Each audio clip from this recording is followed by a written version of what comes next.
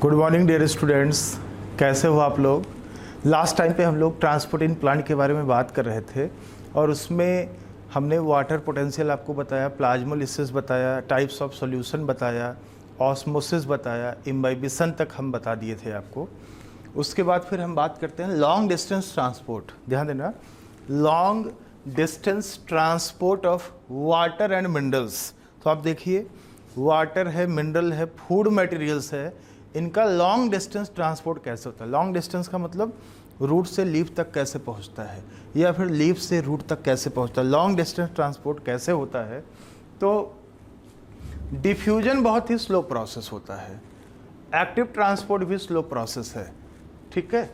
Even हम आपको बताएं वाटर ट्रांसपोर्ट थ्रू डिफ्यूजन, अगर डिफ्यूजन के थ्रू वाटर का ट्रांसपोर्ट होना हो, ठीक है, वाटर का, मिनरल का ट्रांसपोर्ट होना हो, डिफ्यूजन का, फूड का ट्रांसपोर्ट होना हो, ध्यान देना, water transport through diffusion, water and food transport through diffusion, water mineral का, फूड का ट्रांसपोर्ट अगर केवल डिफ्यूजन के थ्रू होना हो तो पता है 2.5 माइक्रोमीटर होगा पर सेकंड। मतलब 2.5 माइक्रोमीटर का मतलब पानी सिर्फ हिलेगा बस, मूव कहाँ होगा, हिलेगा बस। मतलब इस रफ्तार से अगर देखा जाए तो 1 मीटर पर 32 ईयर्स, 32 साल में 1 मीटर पानी जाएगा अगर सिर्फ डिफ्यूजन के थ्रू होना होगा। इतने में तो प्लांट मर जाएगा भाई, 32 साल में तो 5 जन्म लेगा प्लांट ना। तो इसका मतलब diffusion and active transport system are not sufficient for the long distance transport of water, minerals and food materials. Diffusion और एक्टिव ट्रांसपोर्ट सिस्टम सफिशिएंट नहीं है, तो ऐसे में प्लांट को एक दूसरे another transport system required for long distance transport, and the system is long distance transport system occurs through mass flow। important है, ध्यान देना, mass flow को ही बोलते हैं bulk flow या pressure flow। तो जो लॉन्ग डिस्टेंस ट्रांसपोर्ट होता है वाटर, मिनरल और फूड मटेरियल का, मास फ्लो या बल्क फ्लो या प्रेशर फ्लो के थ्रू होता है। मास फ्लो क्या, मास मतलब बल्क में एक साथ, फ्लो मतलब फ्लो मतलब होता है बहाव, जैसे रिवर फ्लो। तो बेटा बहाव भी हाई प्रेशर से लो प्रेशर की तरफ होता है, डिफ्यूजन भी हाई प्रेशर से लो प्रेशर की तरफ होता है। बताना, मास फ्लो और डिफ्यूजन दोनों में सिमिलरिटी क्या है।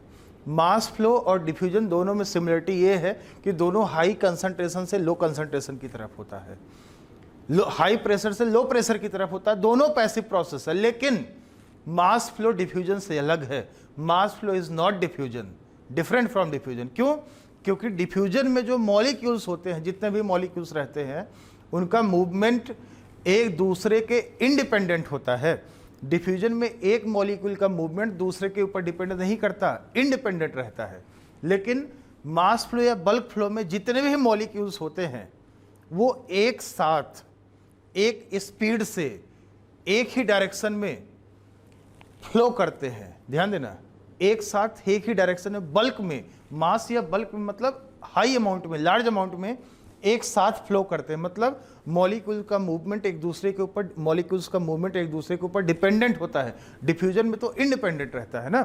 तो वही हमने यहाँ पे लिखा है कि आप देखिए, इन मास फ्लो या bulk flow all the substances, चाहे वो सस्पेंशन में हो या सॉल्यूशन में हो, आर स्वेप्ट मतलब बहते हैं, फ्लो करते हैं, along at the same speed and same direction in mass का मतलब इन बल्क या मास, ठीक है, due to pressure difference between the two points. जैसे फ्लोइंग रिवर होता है, जिधर से नदी का पानी आ रहा होता है उधर प्रेशर ज़्यादा होता है, जिधर से आता है प्रेशर ज़्यादा होता है, जिधर जाना होता है जो सिंक होता है, सिंक में प्रेशर कम होता है, सोर्स में प्रेशर ज़्यादा होता है।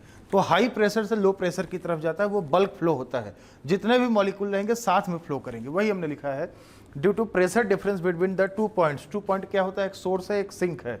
Whereas in diffusion movement of molecules occur independent of each other. Diffusion में जो मॉलिक्यूल्स का मूवमेंट होता है एक दूसरे के इंडिपेंडेंट होता है। और ये भी बता दें कि जो लॉन्ग डिस्टेंस ट्रांसपोर्ट होता है वाटर मिनरल का, वो जाइलम और फ्लोएम के थ्रू होता है, उसको हम बोलते हैं ट्रांसलोकेशन। आप इसको नोट कर लीजिए, पहले लिख लीजिए, नोट कर लीजिए आप लोग। तो लॉन्ग डिस्टेंस ट्रांसपोर्ट जो होता है बल्क फ्लो के थ्रू, वो होता है जाइलम फ्लोएम के थ्रू, उसको हम बोलते हैं ट्रांसलोकेशन। तो यहाँ पे एक पॉइंट हम लिख देते हैं।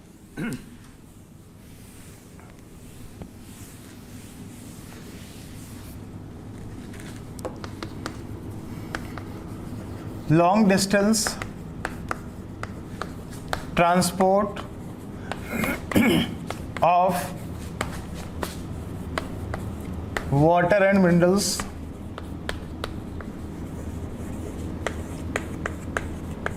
occurs through vascular tissues। vascular tissues मतलब जाइलम और phloem. vascular tissues called translocation. Translocation, इसको हम बोलते हैं ट्रांसलोकेशन, क्योंकि जाइलम फ्लोएम काफ़ी दूर तक ले जाता है ना, लोकेशन बदल जाता है, इसलिए इसको बोलते हैं ट्रांसलोकेशन। अब हम आगे बात करने वाले हैं बेटा, how do plants absorb water. Heading है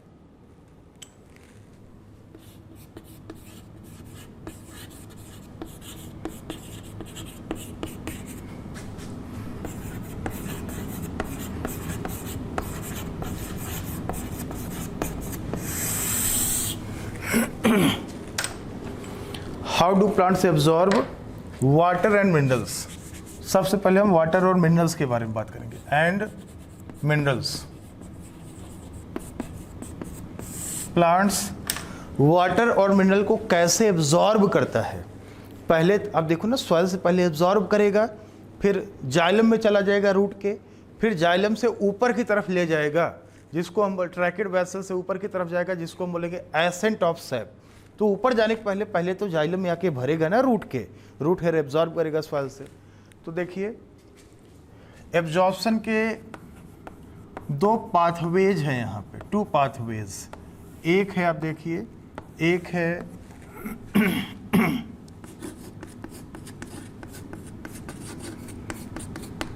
एपोप्लास्टिक पाथवे और दूसरा है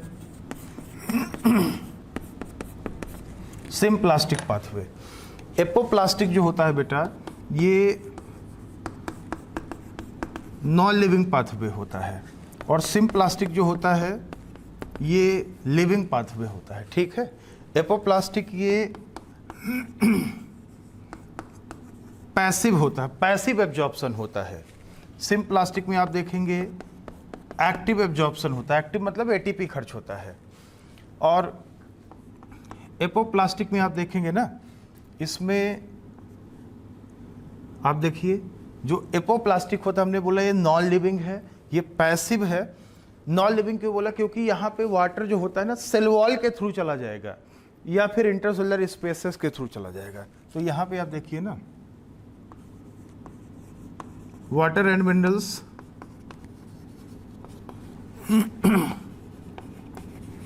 मूव या absorb through cell wall. Cell wall तो नॉन लिविंग ही है ना, cell wall and intercellular spaces. Intercellular space के थ्रू चला जाएगा, इंटरसेलुलर स्पेसेस। और यहाँ पे ना आप देखेंगे, यहाँ पे वाटर एंड मिनरल सीधे एंट्री मार जाता है, एंटर इन साइटोप्लाज्म, सेल के इनर स्पेस में चला जाता है। वहाँ तो बाहर ही था, सेल वॉल से या इंटरसेलुलर स्पेस से बाहर ही था। यहाँ तो अंदर एंट्री मार गया, enter inside inner space, cytoplasm में एंट्री मार जाता है। ठीक है, और आप देखिए जो अकर्स थ्रू ठीक है, move through cell wall and intercellular spaces. यहाँ पे मूव थ्रू, ध्यान देना, मूव थ्रू प्लाज्मोडेस्मेटा के थ्रू एंड साइटोप्लाज्मिक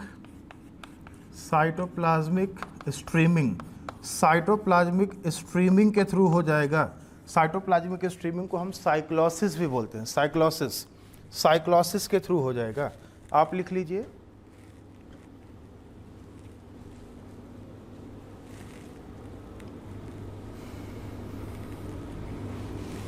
बाकी और डिफरेंस हम आपको बता देते हैं। देखिए आप जरा, जो एपोप्लास्टिक पाथवे होता है बेटा, ये मोस्ट कॉमन है। मोस्ट कॉमन का मतलब 96% केसेस में आप देखोगे, मतलब most of the water and mineral absorb apoplastically. Most common का मतलब 96%, most of the water and minerals absorbed through apoplast, ये मोस्ट कॉमन है।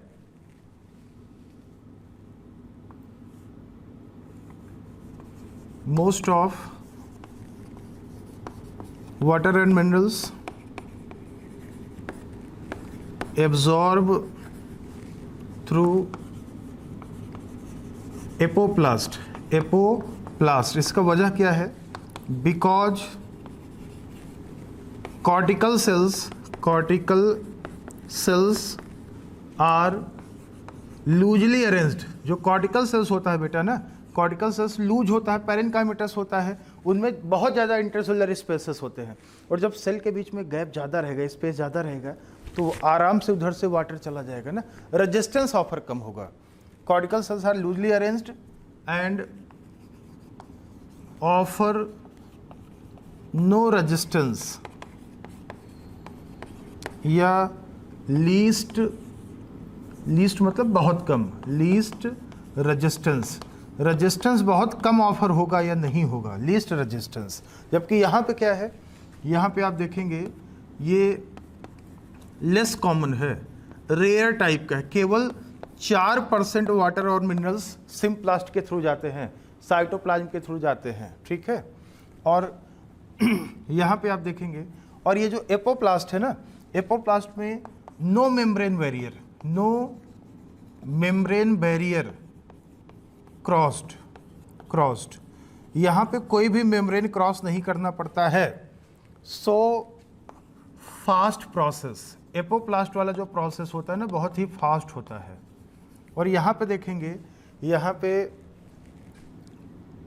मेम्ब्रेन बैरियर्स, कई सारे मेम्ब्रेन क्रॉस करने पड़ते हैं वाटर और मिनरल को। Membrane barriers were crossed so that, यही वजह है ये स्लो प्रोसेस है, क्योंकि यहाँ पे ना सेल को, मतलब वाटर और मिनरल को सेल के मेम्ब्रेन को क्रॉस करना पड़ेगा, और मेम्ब्रेन को क्रॉस जब करना पड़ेगा तो स्पीड अपने आप ही क्या हो जाएगा, स्लो हो जाएगा ना, रफ्तार उसका अपने आप क्या हो जाएगा, धीमा हो जाएगा, क्योंकि मेम्ब्रेन बैरियर का काम करता है, वो रोकता है, तो वो जाहिर सी बात है अपने आप स्पीड स्लो हो जाएगा। यहाँ पे किसी मेम्ब्रेन को क्रॉस करने की ज़रूरत नहीं है। अभी हम डायग्राम बना के दिखाएंगे बेटा, आप इसको पहले लिख लीजिए, फिर हम डायग्राम बना के दिखाते हैं, ठीक है।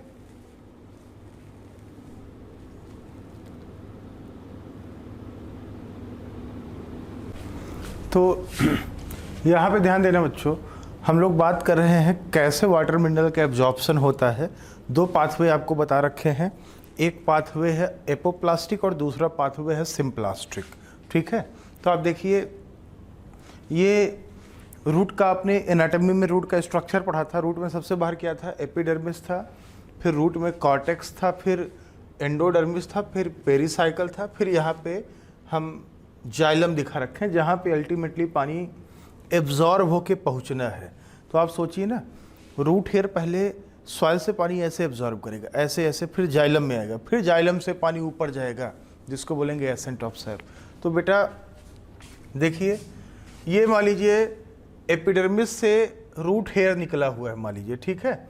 एपिडर्मिस से मान लीजिए रूट हेयर निकला हुआ है, तो रूट हेयर से जो वाटर एब्जॉर्ब होता है, देखिए दो तरीके हैं, एक तो सिम्प्लास्टिक पाथवे है, एक तो एपोप्लास्टिक।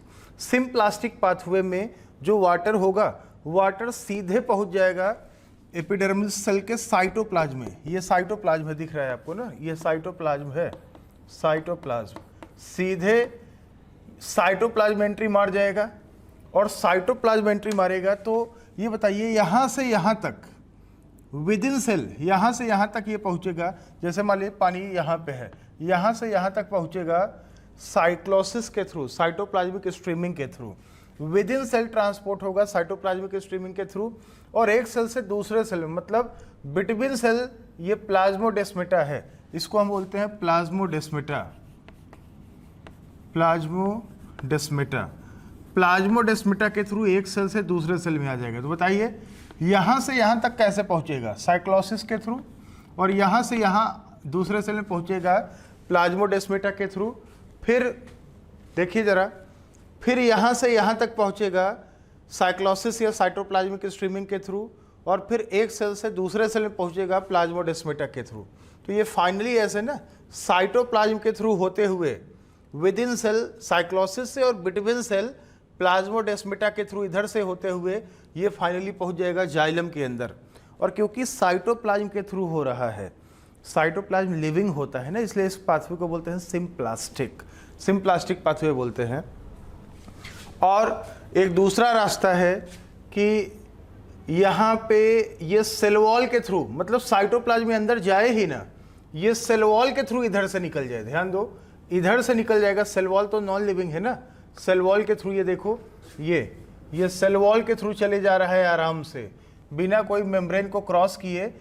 देखिए ना, ये सेल वॉल है, ये मेम्ब्रेन है, बीच में जो स्पेस नहीं है, इसके थ्रू सेल वॉल के थ्रू ये आराम से ये जा रहा है, कोई रेजिस्टेंस ऑफर नहीं हो रहा है। लेकिन अब ये देखिए, जो वॉल है एंडोडर्मल सेल वॉल है, एंडोडर्मिस में तो कैस्पेरियन स्ट्रिप होता है ना, अब इसको क्रॉस करके यहाँ तो आ नहीं पाएगा, एंडोडर्मिस को क्रॉस करके यहाँ तो पहुँच नहीं पाएगा ना, क्योंकि एंडोडर्मिस कैस्पेरियन स्ट्रिप जो होता है ये सुबराइज्ड होता है, वाटर मिनरल के लिए इम्परवियस मतलब इम्परिमेबल होता है। तो मजबूरी में यहाँ से ना इसको एंट्री मारना पड़ेगा एंडोडर्मल सेल के साइटोप्लाज्म में, मतलब एपोप्लास्टिक पाथवे यहाँ पे क्या हो गया, सिम्प्लास्टिक हो गया। अब यहाँ से फर्दर सिम्प्लास्ट के ही थ्रू जाएगा, साइटोप्लाज्म के ही थ्रू जाएगा।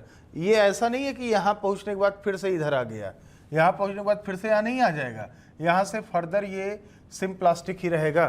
तो apoplastic pathway become symplastic in endodermal cells due to presence of suberized Casparian strip. तो ध्यान देना, पाथवे चाहे एपोप्लास्टिक हो या सिम्प्लास्टिक हो, जब एंडोडर्मल सेल में एंडोडर्मिस में उसको सिम्प्लास्टिक बनना ही बनना है। एंडोडर्मिस से फर्दर जो पाथवे रहेगा वो सिम्प्लास्टिक ही रहेगा। देखिए यहाँ तक सेल वॉल के थ्रू यहाँ तक देखिए एपोप्लास्टिक था, लेकिन यहाँ पे इसको साइटोप्लाज्म एंट्री मारना पड़ा, यहाँ से फर्दर क्या हो गया, सिम्प्लास्टिक हो गया। और फाइनली ये पेरीसाइकिल से ये जाइलम में पहुँचा, और जब जाइलम में पहुँच गया तो जाइलम में पहुँचने के बाद यहाँ से उसको ऊपर की तरफ जाना है। ऊपर कौन ले जाएगा, जाइलम का ट्रैकिड है, वेसल्स है, ये ले जाएगा ऊपर की तरफ जाएगा, इसको बोलेंगे एसेंट ऑफ सैप। और ये एपोप्लास्टिक या सिम्प्लास्टिक कुछ भी हो सकता है, ठीक है, एपोप्लास्टिक भी हो सकता है, सिम्प्लास्टिक भी हो सकता है। मेनली होता है ये, मेनली होता है एपोप्लास्टिक। क्यों मेनली एपोप्लास्टिक है? क्योंकि जो ट्रैकिड और वेसल्स होता है वो डेड कंड्यूट है, डेड, जो ट्रैकिड और वेसल्स है वो डेड है, तो डेड के थ्रू हो रहा है, तो मेनली उसको हम एपोप्लास्टिक बोल देते हैं। लिविंग तो है नहीं, नॉन लिविंग कंड्यूट है, तो उसको हम बोल देते हैं एपोप्लास्टिक, मेनली एपोप्लास्टिक। आप इसको नोट कर लीजिए, फिर आगे हम और भी बात करते हैं। तो आपने माइकोराइजा का नाम सुना होगा। माइकोराइजा जो होता है ये सिम्बायोटिक एसोसिएशन होता है, symbiotic association between fungi and roots of higher plants, इनके बीच में सिम्बायोटिक एसोसिएशन होता है और हेल्प करता है, help in water and mineral absorption. जो माइकोराइजा होता है ये वाटर मिनरल एब्जॉर्प्शन में हेल्प करता है। आप देखेंगे बहुत सारे प्लांट होते हैं जिसमें माइकोराइजा होता है रूट में, और ये वाटर मिनरल एब्जॉर्प्शन में हेल्प करता है, एब्जॉर्प्शन वाले प्रोसेस को इन्हेंस कर देता है, बढ़ा देता है। तो दोनों का फ़ायदा मिलता है इसमें, मतलब फंजाई को भी फ़ायदा मिलेगा, प्लांट को भी। तो मेनली ये जैसे फास्फोरस हो गया ना, फास्फोरस हो गया, और भी बहुत सारे अदर नाइट्रोजन कंटेनिंग कंपाउंड है, मतलब अदर बहुत सारे मिनरल्स हैं, इनका ये एब्जॉर्प्शन कराता है। बदले में जो फंजाई रहेगा उसको कॉर्टिकल सेल से रूट के फूड मिल जाता है ना, तो इसलिए बोलते हैं सिम्बायोटिक एसोसिएशन। पाइनस का सीड जो होता है बिना माइकोराइजा के वो जर्मिनेट ही नहीं कर सकता है, ध्यान देना, इंपॉर्टेंट है। पाइनस जो होता है, पाइनस जर्मिनेट ही नहीं कर सकता बिना माइकोराइजा के। पाइनस जो होता है उसको ज़रूरी होता है माइकोराइजा। इसके अलावा आप देखेंगे, इसके अलावा बहुत सारे प्लांट हैं जिसमें माइकोराइजा था। ऑर्किड जो होता है सेल्डम सर्वाइव्स विदाउट माइकोराइजा। तो माइकोराइजा का एसोसिएशन, क्योंकि माइकोराइजा नहीं रहेगा तो वाटर मिनरल एब्जॉर्ब कैसे करेगा। तो पाइनस हो गया, ऑर्किड हो गया, इन सब में ना बहुत ही कंपलसरी होता है माइकोराइजा का रहना, बड़ा हेल्पफुल होता है। तो इसको आप नोट कर लीजिए, लिख लीजिए।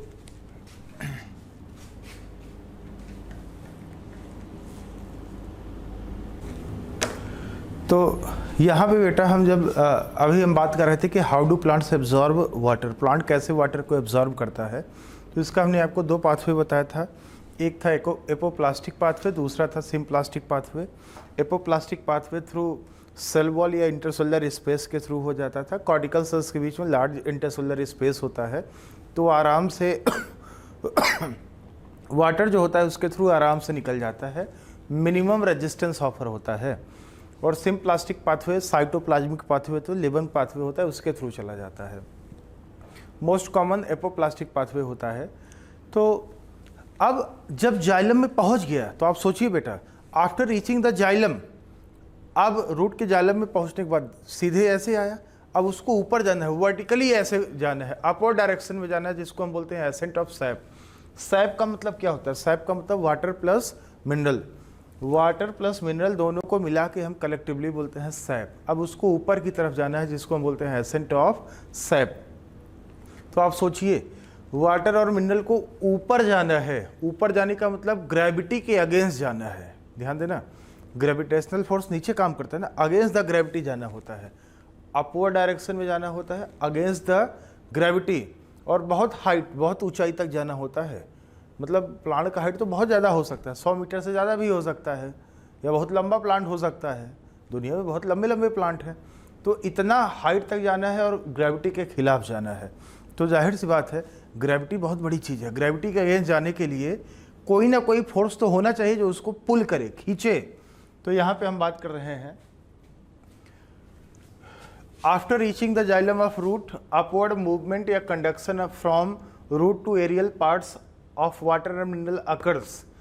प्लांट के एरियल पार्ट में होता है वाटर एंड मिनरल का conduction, called ascent of sap. तो एरियल पार्ट, रूट से एरियल पार्ट में कंडक्शन होता है वाटर और मिनरल का, जिसको हम बोलते हैं एसेंट ऑफ सैप। तो टू फोर्सेस आर रिस्पॉन्सिबल। तो हम बात कर रहे हैं एसेंट ऑफ सैप को, या water movement of a plant कैसे होता है। Two forces are responsible for ascent of sap. क्या क्या है? पहला है रूट प्रेशर और दूसरा है ट्रांसपिरेशन पुल। दो फोर्स के बारे में हम बात करेंगे। तो जो रूट प्रेशर होता है ये माइनर फोर्स है, हल्का फोर्स है, ये कोई बहुत बड़ा फोर्स नहीं होता है, ये माइनर फोर्स होता है। ट्रांसपिरेशन ड्रिवन मतलब ये बहुत हल्का सा फोर्स होता है रूट प्रेशर। तो हम इसके बारे में बात करने वाले हैं। तो आप बताइए, आपको पता है कि जो रूट हेयर होता है, रूट हेयर क्या करता है कि जो मोस्ट ऑफ द सॉइल के अंदर most of the mineral ions जो होते हैं चार्ज पार्टिकल के फॉर्म में होते हैं। तो रूट हेयर क्या करता है, उन मिनरल्स को एब्जॉर्ब करता है, एक्टिव एब्जॉर्प्शन होता है। रूट हेयर के मेम्ब्रेन के, सेल के मेम्ब्रेन के ऊपर पंप होता है, उसके थ्रू आयंस एक्टिवली एब्जॉर्ब होते हैं और वो एब्जॉर्ब होके कहाँ आ जाते हैं? रूट के जाइलम में भर जाते हैं। ठीक है, तो ये बताना आयंस का एब्जॉर्प्शन कैसा हुआ? एक्टिव हुआ, एनर्जी खर्च हुआ, एक्टिवली एब्जॉर्ब होकर जाइलम में चले गए। तो ये बताइए, जाइलम के वेसल में या ट्रैकिड में जाके जब मिनरल आयंस भर जाएगा तो वहाँ पे मिनरल क्या होता है? सोल्यूट होता है ना। सोल्यूट का कंसंट्रेशन बढ़ा, मतलब वाटर पोटेंशियल जाइलम के अंदर कम हो गया। तो अपने आप सॉइल से ग्रेडियंट बन गया। सॉइल में वाटर पोटेंशियल ज़्यादा और रूट के अंदर जाइलम में कम है, ग्रेडियंट बन गया। क्यों कम है? क्योंकि वहाँ पे मिनरल भरे पड़े हैं। अब ऑस्मोसिस के थ्रू, डिफ्यूजन के थ्रू पानी एब्जॉर्ब होकर जाइलम में जाके भरता रहेगा और जाइलम में जाके जब पानी भर जाएगा तो जाइलम में एक प्रेशर डेवलप हो जाएगा, उसको बोलते हैं रूट प्रेशर। क्योंकि ये रूट में डेवलप हो रहा है, रूट के जाइलम में डेवलप हो रहा है, इसको बोलते हैं root pressure, which is developed actively develop हुआ है। क्यों? क्योंकि पहले मिनरल का एब्जॉर्प्शन हुआ था एक्टिवली ना, तो उसकी वजह से रूट प्रेशर डेवलप होता है। तो रूट प्रेशर डेवलप्ड एक्टिवली। और ध्यान देना, ये जो रूट प्रेशर होता है, रूट प्रेशर माइनर फोर्स है, इतना बड़ा दबाव नहीं है कि पानी को बहुत ऊंचाई तक ढकेल दे। ये हल्का सा पानी को पुश करता है। ध्यान देना, पुश, पुश मतलब थोड़ा सा धक्का देना, पुल मतलब बहुत दूरी तक ले जाना, पुश मतलब हल्का सा धक्का देना। तो ये बहुत हल्का सा प्रेशर होता है। तो आप देखिए, various ions from the soil are actively transported into the vascular tissues of the root, thus low water potential inside the root, जिससे वाटर पोटेंशियल कम हो जाता है। फिर water entry occurs through the osmosis या diffusion, thus increasing pressure inside the xylem. This positive pressure, ध्यान देना, this positive pressure is called root pressure which is developed actively and responsible for pushing, ध्यान देना, push करना, up water to small height या distance in stem. ये बहुत कम दूरी तक ले जाता है, मतलब जैसे 100 मीटर का प्लांट है तो बहुत एक आधा मीटर ले जाएगा बस। माइनर या पुशिंग फोर्स है, बहुत हल्का सा फोर्स है। अगर आपको ध्यान देना, ये माइनर फोर्स है, लेकिन जो ट्रांसपिरेशन पुल होता है बहुत बड़ा मेजर फोर्स होता है। अगर रूट प्रेशर का आपको प्रभाव देखना है, इफेक्ट देखना है, तो आप ऐसा टाइम सेलेक्ट करना जब ट्रांसपिरेशन ना हो रहा हो, जैसे एटमॉस्फेयर में ह्यूमिडिटी बहुत ज़्यादा हो। ह्यूमिडिटी और ट्रांसपिरेशन में उल्टा रिलेशनशिप है। ह्यूमिडिटी होगा तो ट्रांसपिरेशन बहुत कम होगा ना। तो बहुत ह्यूमिड कंडीशन हो, या फिर रात हो, नाइट हो, या अर्ली मॉर्निंग हो, जब स्टोमेटा बंद रहे तो ट्रांसपिरेशन बहुत मिनिमम होगा ना। तो उस टाइम आप सेलेक्ट कर लो, वो टाइम। तो आप कोई हर्बेसियस प्लांट ले लो, मस्टर्ड का प्लांट ले लो, मेज का प्लांट ले लो, कोई हर्बेसियस प्लांट ले लो जिसका स्टेम बहुत सॉफ्ट होता है, आप उसको ले लो जब ह्यूमिडिटी बहुत ज़्यादा है। लेने के बाद उसको ना नीचे से प्लांट को रूट के थोड़ा सा ऊपर उसके स्टेम को बहुत ऊंचाई से नहीं काटना है, रूट के नज़दीक स्टेम को आप ऐसे तिरछे ब्लेड से कट कर दो। तो पता है, कट कर दोगे पूरा तो ऊपर का पार्ट गिर गया, तो जहाँ से कट करोगे लिक्विड ऐसे निकलता रहेगा। तो लिक्विड कहाँ से आ गया? वो रूट प्रेशर की वजह से निकल रहा था, वो रूट प्रेशर था जिसकी वजह से लिक्विड बाहर निकल रहा था। क्यों? क्योंकि ट्रांसपिरेशन तो हो नहीं पाया, क्योंकि स्टोमेटा बंद था, आप अर्ली मॉर्निंग या नाइट में लिए हो, या फिर ह्यूमिडिटी बहुत ज़्यादा है तो ट्रांसपिरेशन नहीं हो पा रहा था। लेकिन प्लांट सॉइल से वाटर एब्जॉर्ब तो कर रहा था ना, तो उसके अंदर प्रेशर डेवलप था। वो प्रेशर कैसे बाहर निकलेगा भाई? पानी तो ट्रांसपिरेशन से लॉस हो ही नहीं पा रहा है। तो जब आपने कट किया तो प्रेशर से पानी निकल रहा था। हमने क्यों बोला कि ऊपर नहीं कट करना है, नीचे क्यों कट करना है? क्योंकि बहुत ज़्यादा हाइट तक तो रूट प्रेशर काम करता भी नहीं बेटा, रूट प्रेशर तो कम ही हाइट तक काम करता है ना, तो नीचे ही कट करना है स्टेम में। तो रूट प्रेशर की वजह से निकलता है। तो हमने लिखा है root pressure can be observed when atmospheric humidity very high, या फिर अर्ली मॉर्निंग है या नाइट है, या जब ट्रांसपिरेशन बहुत ही कम हो या एब्सेंट हो, तब आप ऑब्जर्व कर सकते हो। एक प्रोसेस होता है गटेशन। गटेशन जैसे आप देखिए, कभी बिल्कुल सुबह सुबह अर्ली मॉर्निंग में आप जब ग्रास पे चलिए, घास पे चलिए, तो आपका पैर गीला हो जाता है ना, क्योंकि घास पे पानी की बूंदें होती हैं, ड्रॉपलेट्स होती हैं। तो ड्रॉपलेट क्या, वो बारिश हुआ था क्या? बारिश नहीं हुआ था, वो गटेशन के थ्रू वाटर लिक्विड के मतलब लीफ के ड्रॉप के लीफ के किनारे किनारे आ गया था, मार्जिन पे आ गया था। इसी प्रोसेस को बोलते हैं गटेशन। तो देखिए, एक्सुडेशन या release of water in the form of liquid droplets around a special opening of veins near the tip of grass blades and leaves of many herbaceous plants called guttation. Guttation से जो पानी निकलता है वो impure water होता है, क्योंकि इसमें पानी के साथ साथ बहुत सारे डिजॉल्व्ड सॉल्यूट्स भी होते हैं। तो इसको हम हटा रहे हैं बेटा, आप नोट कर लो। गटेशन अभी हम और समझाएंगे, आप इसको नोट कर लीजिए पहले।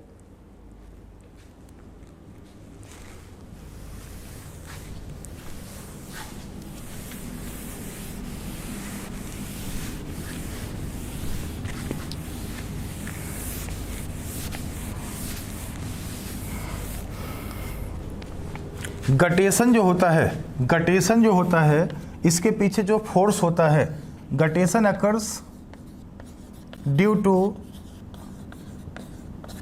Root pressure. Guttation root pressure की वजह से होता है। मेन फोर्स जो होता है गटेशन के लिए रूट प्रेशर होता है। जैसे आप देखिए, मान लीजिए आप कोई हर्बेसियस प्लांट ले लीजिए, आप देखिए ये कोई प्लांट है, ठीक है, जिसका हाइट बहुत ज़्यादा नहीं है। गटेशन बहुत लंबे वाले हाइट वाले प्लांट में नहीं होता है। ये स्मॉल हाइट वाले प्लांट में, जैसे ग्रासेस हो गए या कोई हर्बेसियस प्लांट है जिसका हाइट कम है, बहुत लॉन्ग हाइट वाले, उतनी ऊंचाई तक लीफ तक पानी पहुंचाएगा कैसे ये? तो बहुत ज़्यादा लॉन्ग हाइट वाले प्लांट में नहीं होता, जिनका हाइट छोटा है ना उसमें होता है, क्योंकि बहुत ज़्यादा लंबा हाइट होगा, लीफ तो ऊपर होगा उसका, तो वहाँ तक तो ये चढ़ा ही नहीं पाएगा। ये तो माइनर फोर्स है ना। तो आप देखिए, ये कोई, मान लीजिए कोई ये हर्बेसियस प्लांट है, इसका हमने ये लीफ दिखा दिया, ये वेन्स है। तो बेटा होता क्या है कि ये वाटर है, तो पता है आप ये प्लांट ले लो, रात में ले लो इसको या अर्ली मॉर्निंग में ले लो, या फिर तब ले लो जब एटमॉस्फेयर में ह्यूमिडिटी बहुत ज़्यादा हो, ट्रांसपिरेशन बहुत कम होता है। तो पता है अर्ली मॉर्निंग में जब आप किसी ग्रास पे जाते हो तो आपका पैर गीला हो जाता है। क्यों? क्योंकि रात में ट्रांसपिरेशन तो नहीं हो रहा था, लेकिन वाटर का एब्जॉर्प्शन तो हो रहा था, और ये पानी रूट प्रेशर की वजह से धीरे धीरे ऊपर, ये देखिए ये लीफ के पास पहुंच गया। इसका मतलब प्लांट का हाइट बहुत कम था तभी तो पहुंच गया। और ये वेन्स है, वेन्स में जाइलम होता है, आपको पता है। ये वेन्स के थ्रू ना, वेन्स में स्पेशल पोर होता है, इन पोर्स को हम बोलते हैं हाइडाथोड। ध्यान देना, इन पोर्स को हम बोलते हैं हाइडाथोड्स। ये क्या है? हाइडाथोड होता है स्पेशल ओपनिंग, स्पेशल, ये हम लिखे हैं यहाँ पे, ओपनिंग है ऑफ वेन्स। इन्हीं के थ्रू ये जो पानी है ना नीचे से जो गया, इन्हीं के थ्रू ये वाटर यहाँ तक एकदम किनारे किनारे आके लीफ पे कलेक्ट हो जाता है। ये ड्रॉपलेट्स ऐसे मार्जिन पे आके कलेक्ट हो जाता है। ये लिक्विड ड्रॉपलेट्स है, ड्रॉपलेट्स। इसी प्रोसेस को बोलते हैं गटेशन। तो ये रूट प्रेशर की वजह से होता है। तो हमने लिखा है एक्सुडेशन या release of water in the form of liquid droplets around a special opening of veins, जिसको हम बोलते हैं हाइडाथोड, जो कि वेन्स का स्पेशल ओपनिंग है, इसी के थ्रू और किनारे किनारे पे आके इकट्ठा हो जाता है लिक्विड ड्रॉपलेट। लीफ में जो मार्जिन है ना, मार्जिन पे आके इकट्ठा हो जाता है, जिसको हम बोलते हैं गटेशन। गटेशन हर एक प्लांट में नहीं होता है, स्मॉल साइज वाले प्लांट में होता है, कुछ थोड़े बहुत जिम्नोस्पर्म्स में, कोनिफर्स में भी हो जाता है जिनका हाइट बहुत कम है। तो गटेशन इसी प्रोसेस को बोला जाता है। और इसके लिए ना इम्प्योर वाटर होता है, और इसके लिए रूट प्रेशर होता है जिम्मेदार। आप इसको नोट कर लीजिए, लिख लीजिए। अब एक चीज़ आप ये देखना कि रूट प्रेशर का मेन काम क्या है। एक्चुअल में है क्या, हम यहाँ पे लिख देते हैं द ग्रेटेस्ट या major contribution of root pressure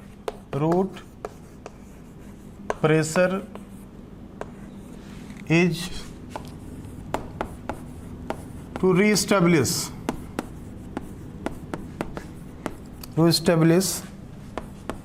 the continuous chain of water which may often broken by enormous pressure of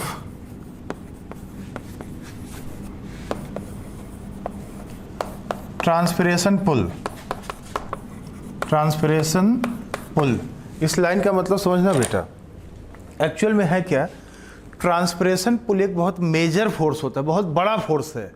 तो ये बताइए, जो नीचे से ऊपर की तरफ पानी जा रहा है, ट्रांसपिरेशन पुल की वजह से ना बहुत तेज़ी से पानी खींचता है ऊपर। तो एक बार बताइए, बहुत तेज़ी से जब पानी खींचेगा तो पानी का जो जाइलम में, ट्रैकेड वेसल्स में पानी का जो एक कंटिन्यूअस चेन होता है, ये कंटिन्यूअस जो कॉलम होता है, चेन होता है, ये चेन तो ब्रेक कर सकता है, टूट सकता है ना, ये चेन तो ये टूट सकता है, क्योंकि ऊपर से ट्रांसपिरेशन पुल फोर्स के थ्रू ये खींच रहा है, तो ये टूट सकता है। तो इसको फिर से रिस्टेब्लिश करने का, फिर से जोड़ने का काम करता है रूट प्रेशर, क्योंकि रूट प्रेशर से पानी लगातार एब्जॉर्ब हो रहा है। तो ये जो चेन टूट गया है, इसको फिर से रिस्टेब्लिश करेगा, चैन को टूटने से नहीं रोकेगा, जो टूट गया है उसको फिर से रीस्टेब्लिश करेगा, वही हमने लिखा है। The greatest contribution of root pressure is to reestablish the continuous chain of water which may often broken by the enormous pressure exerted by transpiration pull. ये नोट कर लीजिए, आप लिख लीजिए।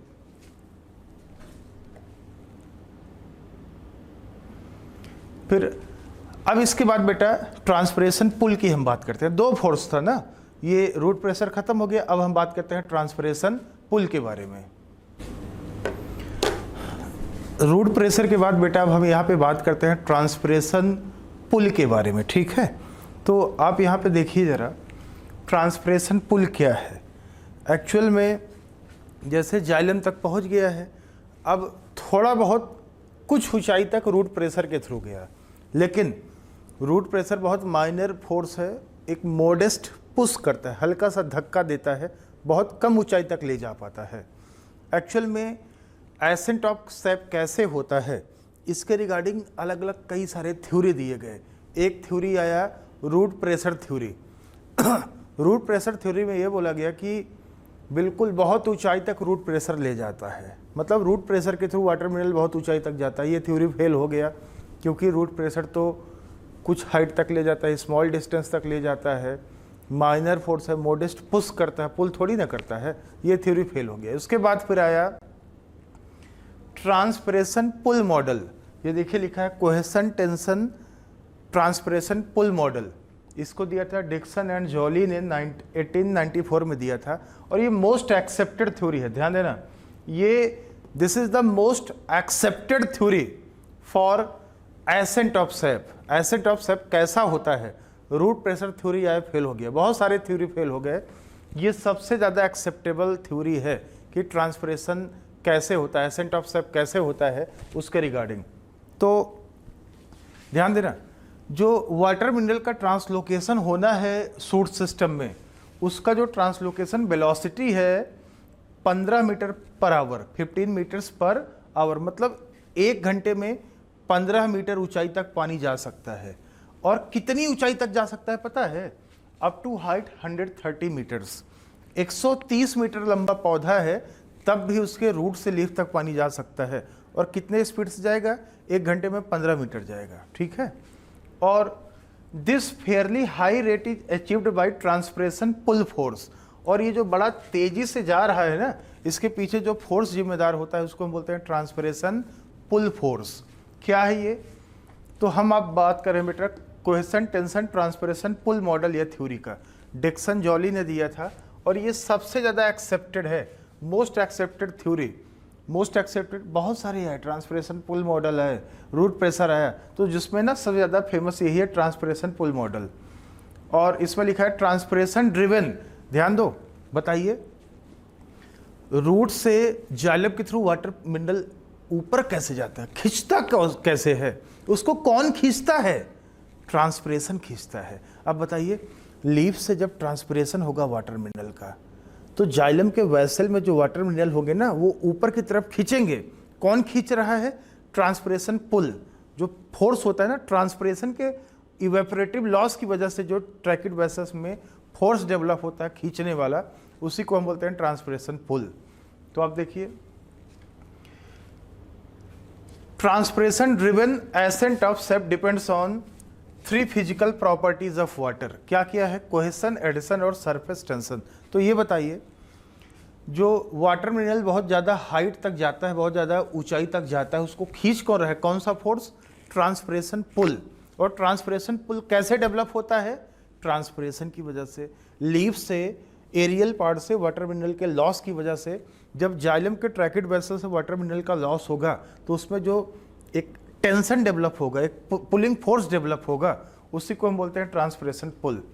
और ये 3 फिजिकल प्रॉपर्टी के ऊपर डिपेंड करता है वाटर के, कोहेशन, एडिशन और सरफेस टेंशन। कोहेशन क्या है?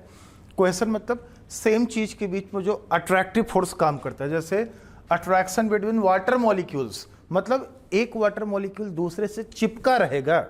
Water molecules are stick to each other, चिपका रहेगा। एक पानी का मॉलिक्यूल दूसरे वाटर को क्या करेगा? अट्रैक्ट करेगा। इसे बोलते हैं कोहेसिव फोर्स, मतलब पानी पानी से चिपका रहेगा, उसको छोड़ेगा नहीं, इसको बोलते हैं कोहेसिव फोर्स। दूसरा है एडहेसन, एडहेसन मतलब अट्रैक्शन बिटवीन डिफरेंट मॉलिक्यूल्स। तो attraction of water molecules to polar surfaces of tracheids and vessels. तो आप बताइए, जो ट्रैकियरी एलिमेंट्स होते हैं, ट्रैकियरी एलिमेंट्स मतलब ट्रैकिड एंड वेसल्स, तो पानी को कौन ले जाता है? ट्रैकिड वेसल ले जाता है। तो उनका जो सरफेस होता है पोलर होता है, मतलब वो पानी को अट्रैक्ट करता है, रिपेल नहीं करता। अगर सरफेस नॉन पोलर होता तो पानी को अट्रैक्ट कैसे करता? रिपेल कर देता, कभी तो पानी को ले ही ना जा पाता, कैरी ही ना कर पाता। तो वाटर मॉलिक्यूल्स ट्रैकिड वेसल्स की तरफ अट्रैक्ट होते हैं, ये होता है adhesion. Water molecules are more attracted, ध्यान देना, attraction of water molecules to the polar surfaces of tracheary elements मतलब ट्रैकिड एंड वेसल्स, उसकी तरफ अट्रैक्ट होगा वाटर। तो ये एडिशन है। अलग अलग चीज के बीच में अट्रैक्शन है, जैसे पानी का ट्रैकिड वेसल से अट्रैक्शन है, पोलर सरफेस है उसका ना, उससे इसको बोलते हैं हम एडिशन। लास्ट में है सरफेस टेंशन। ये बताइए ट्रांसपिरेशन में पानी किस फॉर्म में जाता है? लिक्विड फॉर्म में जाता है, जाहिर सी बात है। तो होता क्या है बेटा, ये सरफेस टेंशन है। Water molecules are more attracted to each other in the liquid form than the water in gaseous form. ठीक है, अगर यही पानी गैस के फॉर्म में जाता तो उनके बीच में जो कोहेसन होता वो कम होता, लेकिन यहाँ लिक्विड के फॉर्म में जा रहा है तो उनके बीच में जो कोहेसन है वो ज़्यादा बढ़ गया, यही सरफेस टेंशन है। Water molecules are more attracted to each other in liquid form than the gaseous. और ये तीन property, cohesion, adhesion and surface tension, these three properties provide water molecules high tensile strength and capillarity. ये जो तीन property है बेटा, जैसे आप देखिए, ये मान लीजिए ये ट्यूब है, ये ट्यूब है, इस ट्यूब का नाम है ट्रैकिड या वेसल्स, ठीक है। और आपको पता है कि इसमें स्मॉल पोर्स होते हैं, पोर्स जिसको बोलते हैं ल्यूमेन पोर, जिनका साइज छोटा होता है, ठीक है। तो these three properties provide water molecules high tensile strength and capillarity. Tensile strength, tensile मतलब मजबूती, हाई टेंसाइल स्ट्रेंथ मतलब ability to resist pulling force, और कैपिलरिटी मतलब ability to rise in thin tube. तो बताना, इन्हीं तीनों प्रॉपर्टी की वजह से जो पानी होता है, वाटर होता है, देखिए एक ट्यूब है, वेसल, ट्रैकिड वेसल क्या है, ट्यूब है, इन्हीं के ऊपर ऐसे ये देखो धीरे धीरे राइज कर रहा होता है। कैपिलरिटी की कैपिलरी एक्शन के ही थ्रू तो पानी राइज करेगा धीरे धीरे, कैपिलरिटी की ही वजह से। और ये बताना, इसको खींच कौन रहा है पानी को? ट्रांसपिरेशन पुल इसको खींच रहा है। और इसका ये वाटर का कॉलम टूट क्यों नहीं रहा है? पानी का ये जो कंटिन्यूअस चेन है ये टूट क्यों नहीं रहा है? क्योंकि वाटर के बीच में हाई टेंसाइल स्ट्रेंथ है। देखो पानी पानी से चिपका हुआ है, पानी ट्रैकिड वेसल के सरफेस से चिपका है, और ये चिपकना और भी मजबूत हो गया जब पानी लिक्विड फेज में है ना। तो देखिए, बिना पानी का एक चैन टूटे लगातार ये राइज करता जा रहा है कैपिलरी एक्शन के थ्रू। ये पानी टूट क्यों नहीं रहा है? इसको ट्रांसपिरेशन पुल तो खींच रहा है ना, नहीं टूट रहा है क्योंकि कोहेसन है, एडिशन है, सरफेस टेंशन है, अट्रैक्शन बहुत ज़्यादा है, इसकी वजह से लगातार जा रहा है बिना टूटे। बिना वाटर का जो चेन है ब्रेक की, पानी रुक रुक के नहीं जा रहा, लगातार जा रहा है, भले ही इसको कितना भी तेजी से ट्रांसपिरेशन पुल खींचे। और अगर टूट भी जाता तो रूट प्रेशर उसको फिर से रिस्टेब्लिश कर देता, दूसरी बात, ठीक है। तो अच्छा ये बताइए, ये जो कैपिलरिटी है ये और भी बेटर हो जाता है क्योंकि ट्रैकिड वेसल्स में जो पोर है, पोर का साइज बहुत छोटा है। तो ध्यान देना, capillarity aided by small diameter of tracheid and vessels. ये जो ट्रैकिड और वेसल्स का डायमीटर या पोर का साइज बहुत छोटा है, इससे कैपिलरिटी एक्शन में और भी बेटर तरीके से होगा, कैपिलरिटी और भी बेटर तरीके से होगा। तो capillarity aided by AIDED, aided by small diameter of tracheid and vessels. आप ये लिख लीजिए। अब हम बात करते हैं ट्रांसपिरेशन के बारे में, आप इसको पहले नोट कर लीजिए।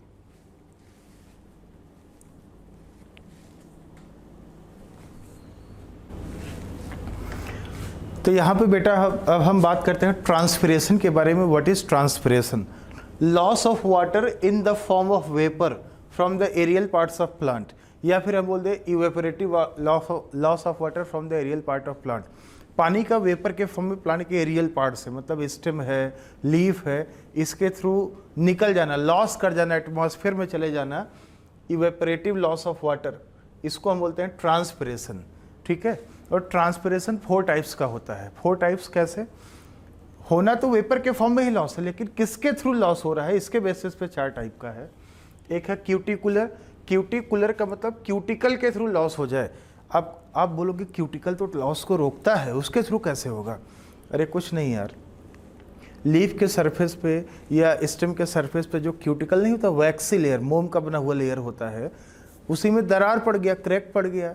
मोम में दरार नहीं पड़ सकता है क्या? क्रैक पड़ गया, उसी क्रैक के थ्रू, उसी दरार के थ्रू निकल गया वाटर, उसको बोलते हैं क्यूटिकुलर ट्रांसपिरेशन। ये 3 to 10% ऑफ टोटल ट्रांसपिरेशन, मतलब जितना भी ट्रांसपिरेशन होता है उसका 3 से 10% क्यूटिकल के थ्रू होता है। But in the case of funds होता है टेडोफाइट्स, इसमें अप टू 50% तक ट्रांसपिरेशन हो सकता है। लेंटिकुलर का मतलब थ्रू लेंटिसेल्स। लेंटिसेल्स आपने पढ़ा है, एनाटॉमी में पढ़ा है, लेंटिसेल्स के थ्रू ट्रांसपिरेशन हो जाना, जो लेंस के आकार में ओपनिंग होता है बार्क वगैरह का, उसके थ्रू हो जाना। ये बहुत ही कम होता है, 0.1% होता है टोटल का, 0.1%। बार्क के थ्रू ट्रांसपिरेशन हो जाना 1% होता है ये। Stomatal transpiration is most common and maximum हम इसी के थ्रू पढ़ते हैं, तो ये मैक्सिमम है up to 50%, 50 to 97%, up to 50 to 97%। 97% transpiration stomata के थ्रू होता है, मैक्सिमम इसी के थ्रू होता है। तो 50 से 97% ये मोस्ट कॉमन है। तो हम स्टोमेटा के ही बारे में अब बात करेंगे, क्योंकि ये मोस्ट कॉमन पैसेज है। और बाकी आपने पढ़ा है, स्टोमेटा जो होता है बेसिकली फोटो एक्टिव होता है, दिन में खुलता है, रात में बंद रहता है। लेकिन कैंप प्लांट या डेजर्ट प्लांट्स में मामला उल्टा है। डेजर्ट प्लांट्स में स्टोमेटा रात में खुलता है, स्कोटो एक्टिव होता है, रात में खुलता है, दिन में बंद रहता है ना, वाटर लॉस को कम करने के लिए ऐसा होता है उसमें। स्टोमेटा जो होता है, आप देखिए स्टोमेटा में हमने दिखा रखा है, ये बाहर की तरफ एपिडर्मल सेल्स, ये होते हैं एपिडर्मल सेल्स हैं। और ये आप देखिए, ये हमने दिखा रखा है सब्सिडियरी सेल्स, सब्सिडियरी, इन्हें हम बोलते हैं सब्सिडियरी सेल्स। और ये 2 आपको किडनी शेप में दिखाई दे रहा है या बीन शेप में, इनको बोलते हैं गार्ड सेल्स। गार्ड सेल्स का नंबर 2 होता है, ये 2 होते हैं। और ये स्टोमेटल पोर या एपर्चर है, जो क्रीसेंट शेप होता है, आधे चंद्रमा के आकार में होता है, क्रीसेंट शेप होता है। और गार्ड सेल में क्लोरोप्लास्ट होता है, क्लोरोप्लास्ट कंटेनिंग सेल्स होते हैं, इसलिए इनको हम ग्रीन सेल्स भी बोलते हैं। और इनमें आप देखिए ऐसे ये सेल्यूलोजिक माइक्रोफाइब्रल्स होते हैं, इनका ओरिएंटेशन रेडियल होता है। और गार्ड सेल का जो ये बाहर का लेयर होता है, ये थिन होता है, इनर लेयर थिक होता है, मोटा होता है। सब्सिडियरी सेल्स, गार्ड सेल्स और स्टोमेटल अपर्चर, ये और ये, इन तीनों को कलेक्टिवली मिला के हम बोलते हैं स्टोमेटल apparatus। एनाटॉमी में हम आपको बता चुके हैं ये बात। तो ये स्टोमेटा का हमने स्ट्रक्चर बना दिया है। अब एक्चुअल में हम बात करने वाले हैं कि स्टोमेटा कैसे ओपन होता है, स्टोमेटा कैसे क्लोज होता है। इसके ओपनिंग और क्लोजिंग का मैकेनिज्म हम एक्सप्लेन करने वाले हैं, आपको समझाने वाले हैं। आप इसको पहले आप नोट कर लीजिए, फिर हम मैकेनिज्म एक्सप्लेन कर देते हैं, ठीक है।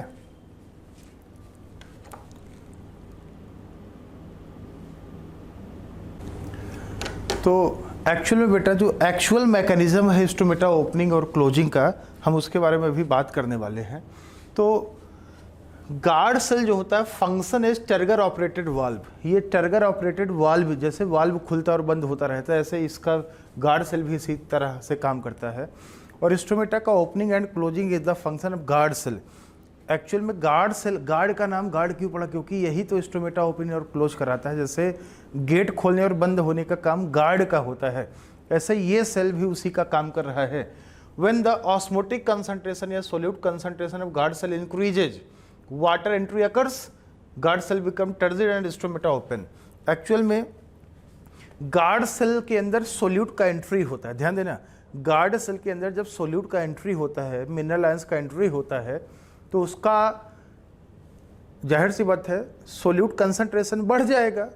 ऑस्मोटिक पोटेंशियल जब उसका इंक्रीज करेगा, कंसंट्रेशन इंक्रीज करेगा सोल्यूट कंसंट्रेशन, तो वाटर पोटेंशियल कम हो जाएगा। तो आसपास के जाइलम से एंडोऑस्मोसिस के थ्रू गार्ड सेल में जाके पानी भर जाएगा, और जब पानी भर जाएगा तो गार्ड सेल टर्जिड हो जाएगा। और जैसे ही गार्ड सेल टर्जिड होगा, आपको पता है कि नॉर्मली स्टोमेटा ऐसे रहता है। नॉर्मली स्टोमेटा जो होता है, ये देखिए क्लोज कंडीशन में ऐसा है स्टोमेटा, इस तरीके से रहता है। लेकिन जब गार्ड सेल के अंदर पानी का प्रेशर रहेगा, टर्गर प्रेशर रहेगा, तो बाहर का वॉल क्या है इसका, थिन है, अंदर का वॉल थिक है। इलास्टिक दोनों वॉल होते हैं, बाहर वाला भी अंदर वाला, ये थिन है ये थिक है, डिफरेंशियल थिकनिंग होता है।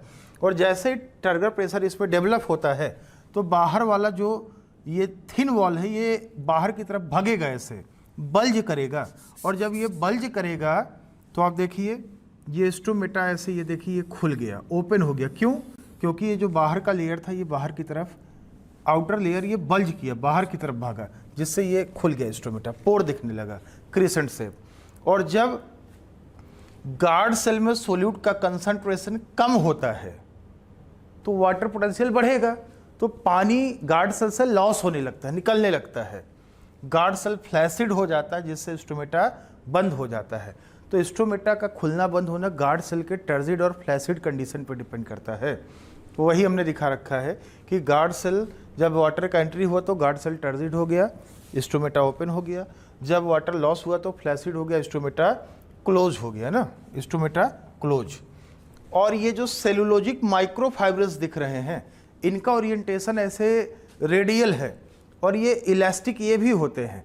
तो रेडियल ओरिएंटेशन होने से ना ओपनिंग और क्लोजिंग में क्या मिलेगा, हेल्प मिलेगा। अगर ये ऐसा सीधा सीधा लॉन्गिट्यूडनल होते तो हेल्पफुल ना होते, लेकिन ये ऐसे रेडियली अरेंज हैं, और ये भी ना माइक्रोफाइब्रिल, ये मतलब जैसे मसल्स होते हैं ना, कॉन्ट्रैक्टर और रिलैक्स करते रहते हैं, ऐसे ये भी ये ऐसे स्प्रिंग की तरह ऐसे होते हैं। तो इनमें कॉन्ट्रैक्शन रिलैक्शन होता है, जिससे ओपनिंग और क्लोजिंग में क्या मिलता है, हेल्प मिलता है। अब हम बात करने वाले हैं बेटा, बहुत सारे थ्योरी दिए गए कि कैसे स्टोमेटा ओपन होता है, क्लोज होता है, गार्ड सेल कैसे टर्जिड होता है, फ्लैसिड होता है। तो एक बड़ा ही एक्सेप्टेड थ्योरी है एक्टिव पोटेशियम अपटेक थ्योरी, इसको लेविट साहब ने दिया था। तो हम इस थ्योरी को बताने वाले हैं, आप इसको पहले ना नोट कर लीजिए, लिख लीजिए।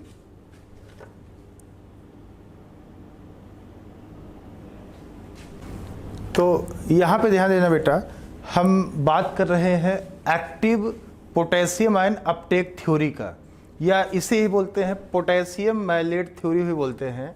इसको दिया था गिवन बाय लेविट। ये नीट में आ चुका है, ध्यान देना, नीट में आ चुका है, AIPMT में आ चुका है, बहुत ही इंपॉर्टेंट है। It is the most accepted theory explaining opening and closing of stomata. Stomata कैसे ओपन होता है, कैसे क्लोज होता है, इसके लिए बहुत सारे थ्योरी दिए गए, अलग अलग कई लोगों ने थ्योरी दी है। लेकिन इसमें जो सबसे ज़्यादा फेमस है, सबसे ज़्यादा जो मान्य है, एक्सेप्टेबल है, वो एक्टिव पोटेशियम अपटेक थ्योरी है या पोटेशियम मैलेट थ्योरी है। दोनों बात देखिए, लेविट साहब ने दिया था। तो ये एक्सप्लेन करता है कैसे स्टोमेटा ओपन होता है। तो आपको पता है बेटा कि डे टाइम ओपनिंग होता है, डे टाइम ओपनिंग होता है स्टोमेटा का, और नाइट टाइम क्लोजिंग। तो डे टाइम कैसे ओपन होता है आप देखिए जरा, बताइए। ये जो स्ट्रक्चर है ये पूरा हमने ये दिखा रखा है गार्ड सेल, ये समझाने के लिए हमने दिखा रखा है। बाकी आपको पता है गार्ड सेल बीन या किडनी शेप्ड होता है, मोनोकॉट में डंबल शेप होता है। ये गार्ड सेल हमने पूरा दिखा रखा है। गार्ड सेल के अंदर देखिए कैसे गार्ड सेल टर्जिड होता है, हम बताने वाले हैं आपको। डे टाइम ओपनिंग होने के लिए जरूरी है कि जो गार्ड सेल है, गार्ड सेल टर्जिड हो। इसका टर्जिड होना, ध्यान देना, गार्ड सेल का टर्जिड होना जरूरी है स्टोमेटा के ओपनिंग के लिए। तो कैसे टर्जिड होगा देखिए, हम यहाँ पे बात करते हैं। देखिए दिन के टाइम पे जाहिर सी बात है गार्ड सेल में क्लोरोप्लास्ट होता है, वो फोटोसिंथेसिस करता है। तो गार्ड सेल जब फोटोसिंथेसिस से स्टार्च बनाएगा, तो ये जो स्टार्च है, स्टार्च बना हुआ है, और जब ग्लाइकोलिसिस होगा तो स्टार्च का कन्वर्जन फॉस्फोनिल पाइरुवेट में हो जाता है।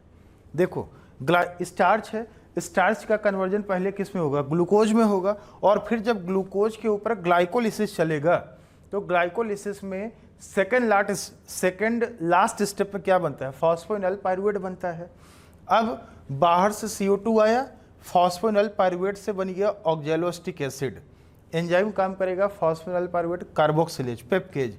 ऑक्जेलोस्टिक एसिड से बन जाएगा malic acid, malate dehydrogenase enzyme होगा। और मैलिक एसिड का डिसोसिएशन हो जाता है हाइड्रोजन आयन में और मैलेट आयन में। और ये जो हाइड्रोजन आयन होता है, ये देखिए, ये हाइड्रोजन आयन पंप होता है, पंप। ये हाइड्रोजन आयन पंप है, इसी पंप के थ्रू ये हाइड्रोजन आयन एक्टिवली बाहर पंप कर दिया जाएगा। एटीपी खर्च होगा, हाइड्रोजन आयन बाहर पंप कर दिया जाएगा। यहाँ गार्ड सेल से बाहर, बाहर मतलब गार्ड सेल के बाहर तो एपिडर्मल सेल्स होते हैं, वहाँ पे पंप कर दिया जाता है ना, एपिडर्मल सेल में। सब्सिडियरी सेल भी क्या होता है, एपिडर्मल सेल ही होता है, तो बाहर पंप कर दिया गया। तो बताना, जब हाइड्रोजन बाहर चला गया तो पीएच बढ़ेगा गार्ड सेल का, क्योंकि हाइड्रोजन कम हो रहा है। और यहाँ एपिडर्मल सेल में पीएच घटेगा, क्योंकि हाइड्रोजन बढ़ रहा है। हाइड्रोजन तो इधर पंप हो गया। और हाइड्रोजन जब इधर आता है तो पोटेशियम आयन और क्लोराइड आयन अंदर जाता है। ये पोटेशियम आयन पंप है, ध्यान देना, ये पोटेशियम आयन पंप है। पंप एक्टिव ट्रांसपोर्टर होता है बेटा, एटीपी खर्च कराता है, एटीपी टूटता है एडीपी में और इनऑर्गेनिक फॉस्फेट का लॉस हो जाता है एटीपी। तो ये पोटेशियम आयन एक्टिवली होता है, एक्टिवली अपटेक हो रहा है, एटीपी खर्च होता है। पोटेशियम आयन और क्लोराइड आयन दोनों साथ में आते हैं। क्लोराइड आयन आता है एनायन कैटायन बैलेंस को बनाने के लिए, पोटेशियम के साथ में क्लोराइड आता है। तो हाइड्रोजन इधर, पोटेशियम क्लोराइड अंदर। ये एक्चुअल में एक्सचेंजर होता है, ये जो पंप है एक्सचेंजर है, मतलब हाइड्रोजन इधर आएगा तो पोटेशियम इधर एक्सचेंज होके आएगा। तो ये पोटेशियम और क्लोराइड आयन अंदर आया, हाइड्रोजन इधर आया। अब ये जो पोटेशियम अंदर आया, पोटेशियम गार्ड सेल के वैक्यूल में चला जाता है, ठीक है। ये क्लोराइड आयन भी आप दिखा सकते हो यहाँ गार्ड सेल के वैक्यूल में। और ये जो मैलेट आयन था, ये भी गार्ड सेल के वैक्यूल में जाके स्टोर हो गया। पोटेशियम आयन भी वैक्यूल में आ गया, क्लोराइड आयन भी वैक्यूल में आ गया। तो बताना, ये पोटेशियम मैलेट बन गया, पोटेशियम मैलेट बन गया, जिससे अब बताना यहाँ पे जो सोल्यूट का कंसंट्रेशन है वैक्यूल के अंदर, सोल्यूट का कंसंट्रेशन बढ़ा, ओपी बढ़ा, लेकिन वाटर पोटेंशियल क्या है, कम हो गया बेटा। ध्यान देना, सोल्यूट का कंसंट्रेशन बढ़ गया, ऑस्मोटिक प्रेशर बढ़ गया, सोल्यूट कंसंट्रेशन बढ़ेगा तो वाटर पोटेंशियल क्या होगा, कम होगा। और बाहर क्या है, ये कौन से सेल्स हैं, ये बाहर एपिडर्मल सेल्स हैं, ठीक है। तो होगा क्या बेटा, एपिडर्मल सेल से, क्योंकि यहाँ वाटर पोटेंशियल कम है और एपिडर्मल सेल में वाटर पोटेंशियल ज़्यादा है, तो ऑस्मोसिस के थ्रू पानी गार्ड सेल के अंदर जाके एंट्री करता रहेगा। ये देखिए, ऑस्मोसिस के थ्रू वाटर का क्या होगा, यहाँ पे एंट्री होगा, वाटर का क्या हुआ, एंट्री हुआ। और जैसे ही वाटर का एंट्री होगा, गार्ड सेल में जाके पानी भरेगा। जो गार्ड सेल है वो क्या हो जाएगा, गार्ड सेल टर्जिड हो जाएगा, स्टोमेटा ओपन हो गया। तो ध्यान देना, स्टोमेटा ओपन होने के लिए गार्ड सेल टर्जिड होना पड़ेगा, और टर्जिड तब होगा जब उसमें पानी भरेगा, और पानी भरने के लिए उसका वाटर पोटेंशियल कम होना चाहिए। कम कैसे हुआ, पोटेशियम और मैलेट आयन की वजह से, तभी तो जाके पानी एंडोऑस्मोसिस से पानी भरा है यहाँ पे। ये दिन के टाइम पे होता है ऐसा प्रोसेस, आप इसको नोट कर लीजिए। लेकिन रात में स्टोमेटा कैसे क्लोज होता है हम आपको बता दें। रात में क्या होता है बेटा, रात में जो कार्बन डाइऑक्साइड है ये जाके, रात में स्टोमेटा जाहिर सी बात है बंद रहता है, तो ये जो CO2 रहता है, रात में फोटोसिंथेसिस होता नहीं है, CO2 का एसिमुलेशन होता नहीं है, तो CO2 जो होता है ये जाके लीफ में जो सब स्टोमेटल कैविटी होता है वहाँ पे जाके एक्यूमुलेट हो जाता है, CO2 का कंसंट्रेशन बढ़ता जाता है। And high CO2 concentration activate ABA, abscisic acid hormone. और ABA जो होता है, एब्सिसिक एसिड, क्या करता है, ये जो पोटेशियम आयन अंदर आया था ना, इसके एंट्री को रोकता है, इसके इन्फ्लक्स को रोकता है। ABA पोटेशियम आयन के इन्फ्लक्स को रोक देता है और उल्टा इसको बाहर पंप कर देगा। पोटेशियम को अंदर आने से रोकेगा और बाहर इसको उल्टा भेज देगा, जिससे पोटेशियम मैलेट बन ही नहीं पाएगा, यहाँ गार्ड सेल में एक्यूमुलेट हो ही नहीं पाएगा, और जिससे गार्ड सेल का ऑस्मोटिक कंसंट्रेशन कम होता जाएगा। जब ऑस्मोटिक कंसंट्रेशन कम होगा, ओपी कम होगा, तो जाहिर सी बात है वाटर पोटेंशियल इसका तो इंक्रीज कर ही नहीं पाएगा ना, पानी का एंट्री हो ही नहीं पाएगा इसके अंदर। तो जब पानी का एंट्री नहीं होगा तो स्टोमेटा क्या रहेगा, बंद ही रहेगा, फ्लैसिड रहेगा गार्ड सेल, जिससे स्टोमेटा बंद रहेगा। आप इसको नोट कर लीजिए बेटा, लिख लीजिए, नोट कर लीजिए आप लोग इसको।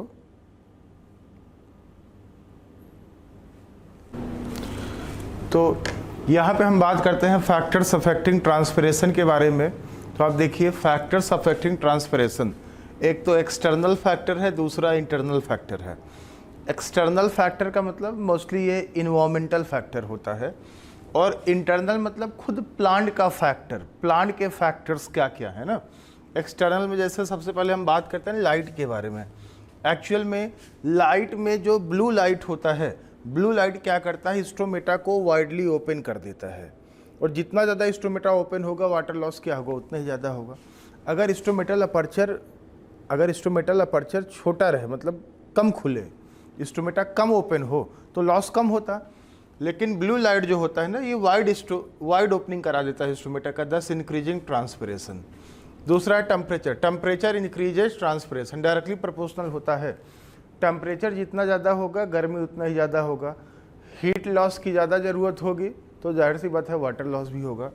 एक्चुअल में ट्रांसपिरेशन और अपने बॉडी में होने वाला परस्पिरेशन मतलब स्वेटिंग, दोनों फेनामिना इक्विवेलेंट है।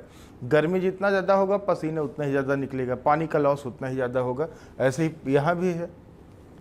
विंड स्पीड, अब एक्चुअल में है क्या, विंड स्पीड के पहले आप ये देखो, लास्ट वाला देखो, humidity. Humidity inversely proportional to transpiration. कैसे? क्योंकि लीफ के आसपास जो मॉइस्चर होता है, ध्यान देना, ह्यूमिडिटी का मतलब एयर में जो मॉइस्चर है, अगर लीफ के आसपास मॉइस्चर बहुत ज़्यादा रहेगा तो वो वाटर लॉस को रोकेगा। हाई ह्यूमिडिटी जो होता है ना, ट्रांसपिरेशन को कम करता है। तो आप बताइए विंड स्पीड, अगर थोड़ा बहुत हवा चलेगा बेटा, तो हवा क्या करेगा, लीफ के सराउंडिंग में जो मॉइस्चर रहेगा उसको हवा हटा देगा, विंड हटा देगा, जिससे ट्रांसपिरेशन बढ़ेगा। तो स्लो ब्रीज, हल्की हवा जो होता है, removes moistures surrounding the leaf दस इंक्रीजिंग द ट्रांसपिरेशन। जो स्लो ब्रीज होगा वो लीफ के सराउंडिंग में जो मॉइस्चर होगा उसको हटा देगा, जिससे ट्रांसपिरेशन बढ़ेगा। लेकिन high wind speed decreases transpiration, ये भी ध्यान देना, अगर बहुत ज़्यादा तेज़ी से हवा चलता है तो ट्रांसपिरेशन कम हो जाता है, लेकिन अगर स्लो ब्रीज रहता है तो ट्रांसपिरेशन बढ़ता है। अवेलेबल सॉइल वाटर, अगर directly proportional to transpiration, soil में जितना ज़्यादा वाटर अवेलेबल रहेगा, जाहिर सी बात है ट्रांसपिरेशन उतना ही ज़्यादा होगा। जिसके पास धन रहेगा वही खर्चा करेगा ना, जिसके पास है ही नहीं वो क्या खर्चा करेगा। तो available soil water directly proportional to transpiration, जितना ज़्यादा सॉइल में वाटर रहेगा उतना ही ज़्यादा खर्च करेगा। अब डेजर्ट प्लांट वाटर लॉस नहीं करता है ना, क्योंकि पानी कम है वहाँ पे अवेलेबल। बाकी ये हमने बता ही दिया है। अब बात करते हैं इंटरनल फैक्टर्स के बारे में। इंटरनल फैक्टर्स का मतलब खुद प्लांट का फैक्टर, जैसे नंबर ऑफ स्टोमेटा, ठीक है, नंबर ऑफ स्टोमेटा। अब जाहिर सी बात है अगर स्टोमेटा का नंबर ज़्यादा रहेगा, नंबर ऑफ स्टोमेटा हो गया, ऐसे ही ध्यान देना, नंबर ऑफ स्टोमेटा है, ऐसे ही हम बात करते हैं distribution of stomata, number of stomata, ऐसे ही हम बात कर सकते हैं यहाँ पे डिस्ट्रीब्यूशन ऑफ स्टोमेटा। डिस्ट्रीब्यूशन का मतलब कहाँ पे डिस्ट्रीब्यूशन है उसका, वो संकेन स्टोमेटा है, अंदर की तरफ एम्बेडेड है, ये एकदम एपिडर्मिस में है, ये डिस्ट्रीब्यूशन है ना। अगर संकेन होगा तो ट्रांसपिरेशन कम हो जाएगा। तो वही हम बात करें, number of stomata, distribution of stomata. अगर स्टोमेटा का नंबर ज़्यादा होगा तो जाहिर सी बात है ट्रांसपिरेशन ज़्यादा होगा। डिस्ट्रीब्यूशन ऑफ स्टोमेटा, अगर वो एकदम साइड में रहेगा लीफ में, एपिडर्मिस में, तो ट्रांसपिरेशन ज़्यादा करेगा। संकेन होगा, एम्बेडेड होगा तो कम करेगा। परसेंट ऑफ ओपन स्टोमेटा, अब ये भी है, नंबर के साथ साथ ये भी डिपेंड करता है कि कितना परसेंट ओपन है। अब मान लीजिए जैसे कि किसी लीफ में 10 स्टोमेटा है, 10 में से 8 बंद हैं, 2 ही खुले हैं, तो जाहिर सी बात है परसेंट ऑफ ओपन स्टोमेटा तो कम हो गया ना, तो ट्रांसपिरेशन भी कम होगा। प्लांट वाटर स्टेटस, कितना प्लांट में पानी मौजूद है, ज़्यादा मौजूद होगा तो ज़्यादा ट्रांसपिरेशन होगा। कैनोपी स्ट्रक्चर, कैनोपी क्या होता है, प्लांट का जो ग्रीन कवरिंग नहीं होता अम्ब्रेला लाइक, ये पूरा, उसको बोलते हैं canopy structure. Leaf structure, leaf structure का मतलब लीफ कैसा है, क्यूटिकल उसका थिक है कि थिन है, हाइपोडर्मिस थिक है कि थिन है, उसका स्टोमेटा संकेन है कि क्या है ना, इसके ऊपर भी डिपेंड करेगा।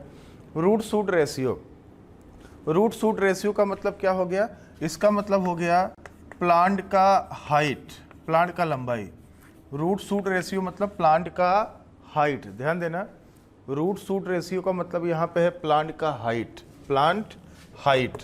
आप देखिए अगर रूट शूट रेशियो हाई है मतलब रूट ज़्यादा शूट कम है, शूट सिस्टम कम है रूट ज़्यादा, मतलब प्लांट का हाइट क्या है बेटा, अगर रूट शूट रेशियो ज़्यादा है मतलब प्लांट का हाइट कम है, और प्लांट का हाइट कम होगा तो ट्रांसपिरेशन ज़्यादा होगा। क्यों? अरे भाई ट्रांसपिरेशन का वेलोसिटी क्या था, 15 मीटर पर आवर, तो शूट तक पानी जल्दी से पहुंच जाएगा ना, शूट तक पानी जल्दी पहुंच जाएगा। अगर रूट शूट रेशियो कम है मतलब रूट कम शूट ज़्यादा, प्लांट का हाइट बहुत ज़्यादा है, इसका मतलब प्लांट का हाइट बहुत ज़्यादा है, तो भाई साहब पहले लीफ तक एसेंट ऑफ सैप होने में ही बहुत टाइम लग जाएगा। तो जाहिर सी बात है ट्रांसपिरेशन का जो स्पीड है, वेलोसिटी है, वो बहुत कम होगा ना। तो वही हमने लिखा है रूट शूट रेशियो अगर कम है मतलब प्लांट का हाइट ज़्यादा हो गया तो ट्रांसपिरेशन क्या हो जाएगा, कम हो जाएगा, डिक्रीज हो जाएगा। वही हमने यहाँ पे लिखा है फैक्टर्स अफेक्टिंग ट्रांसपिरेशन। तो ये इंटरनल और एक्सटर्नल दो टाइप के फैक्टर्स हम आपको बता चुके हैं। अब आगे हम और भी बात करते हैं, यहाँ पे आप इसको नोट कर लें पहले, demonstration of transpiration.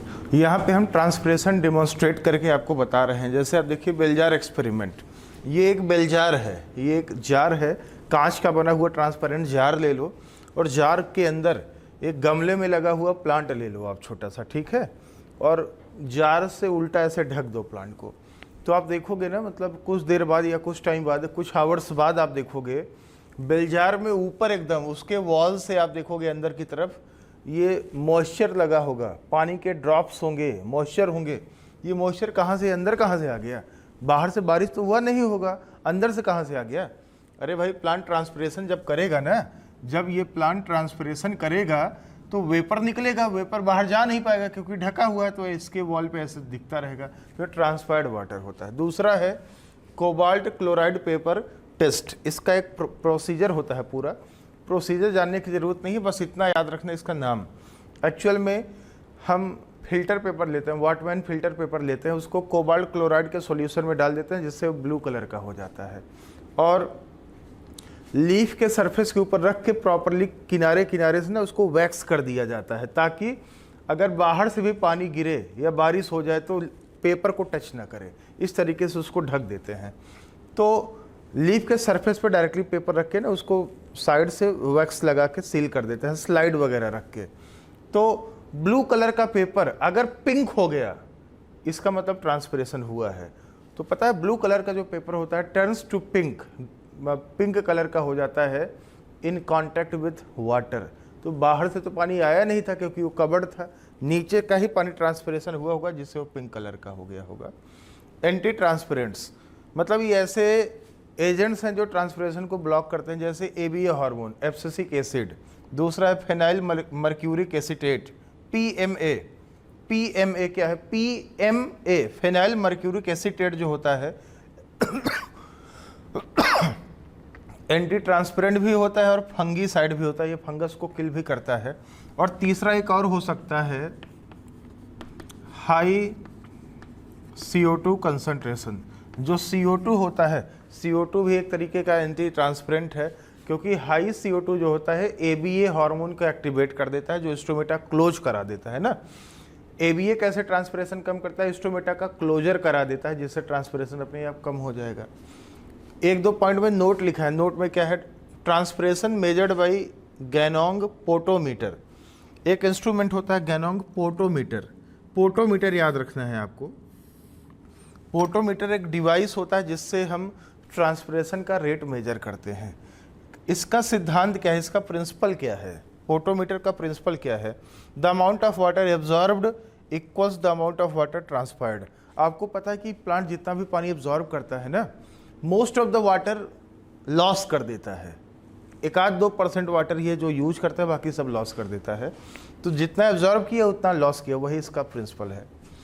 Root pressure को मेजर करते हैं हम मैनोमीटर के थ्रू, ऑस्मोसिस को मेजर करते हैं हम ऑस्मोमीटर के थ्रू। ये मैनोमीटर है, MANO, मैनो, मोनो नहीं मैनो।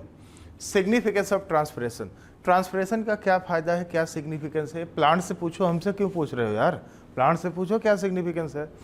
Transpiration cool leaf surface up to 10 to 15%। जाहिर सी बात है, प्लांट इतना गर्मी में खड़ा है यार, उसको गर्मी लग रहा है, वो ऐसे तो सर्वाइव नहीं कर पाएगा।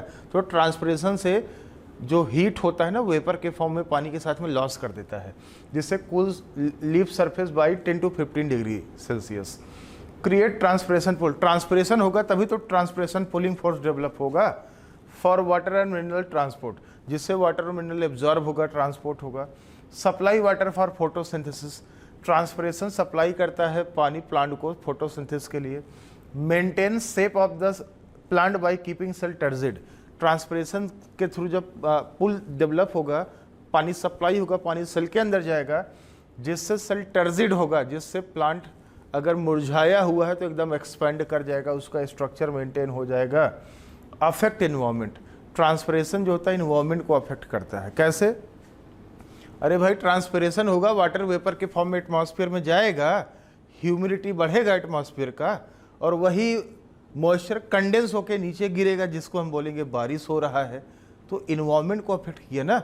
रेगिस्तान में पेड़ पौधे नहीं हैं, वहाँ ट्रांसपिरेशन नहीं होता है, बहुत मिनिमम है, तो बारिश भी तो बहुत कम होता है ना।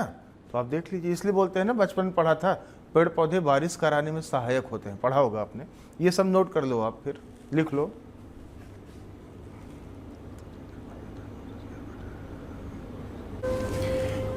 यहाँ पे अब हम अगला हेडिंग डाले हुए हैं, Uptake and translocation of mineral nutrients. जो मिनरल आयंस होते हैं उनका अपटेक मतलब सॉइल से एब्जॉर्प्शन कैसे करता है प्लांट, फिर उसका अपटेक के बाद ट्रांसलोकेशन कैसे होता है, ये हम दोनों चीज़ आपको बताने वाले हैं। तो आप इसमें देखिए, सबसे पहले Uptake of mineral nutrition, mineral nutrients. जो मिनरल न्यूट्रिएंट्स होता है उसका प्लांट कैसे एब्जॉर्ब करते हैं, अपटेक करते हैं, हम बात करते हैं।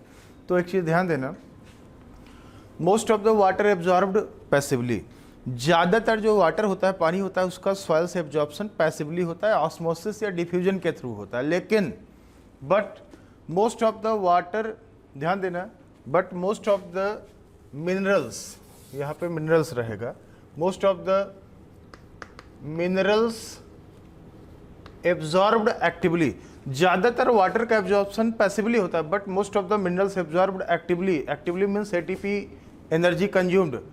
क्यों? ध्यान दो, most of the minerals absorbed actively, ज़्यादातर का एक्टिव एब्जॉर्प्शन होता है, मतलब थोड़े बहुत का, सम सोल्यूट्स पैसिवली, थोड़े बहुत का, जैसे थोड़े बहुत में न्यूट्रल सोल्यूट्स जो आता है वो पैसिवली एब्जॉर्ब होता है, लेकिन जो चार्ज पार्टिकल्स होते हैं ना वो एक्टिवली एब्जॉर्ब होते हैं। Most of the minerals absorb actively, मतलब थोड़ा बहुत पैसिवली, लेकिन पानी जो होता है ज़्यादातर वो पैसिवली एब्जॉर्ब होता है। इसका मतलब मिनरल का एब्जॉर्प्शन एक्टिव भी हो सकता है, पैसिव भी हो सकता है, लेकिन ज़्यादातर एक्टिव होता है।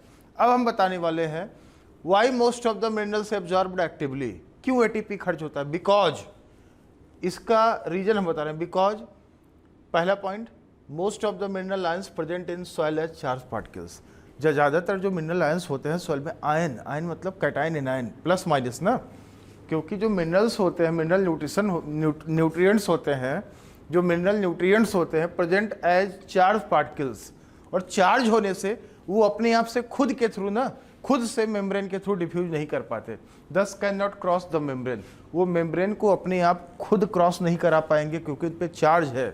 दूसरा, the concentration of minerals in the root is more than the concentration inside the soil. Actual में है क्या, रूट के सराउंडिंग में जो सॉइल होता है, सॉइल की तुलना में रूट के अंदर मिनरल आयन का कंसंट्रेशन ज़्यादा होता है। अब बताइए, सॉइल से रूट में जाना है, कम से ज़्यादा की तरफ जाना है, सॉइल से ज़्यादा रूट में है कंसंट्रेशन, तो कम से ज़्यादा क्या होगा, एक्टिव ही होगा, जाहिर सी बात है। तो ये दो रीजन है जो एक्सप्लेन करता है कि most of the minerals absorbed actively, क्यों, उसका रीजन ये है। अब ये बताइए, the active uptake of ions is partially responsible for the water potential gradient in roots, thus the uptake of water by osmosis. जैसे अभी हमने बताया था root pressure actively develop pressure था ना।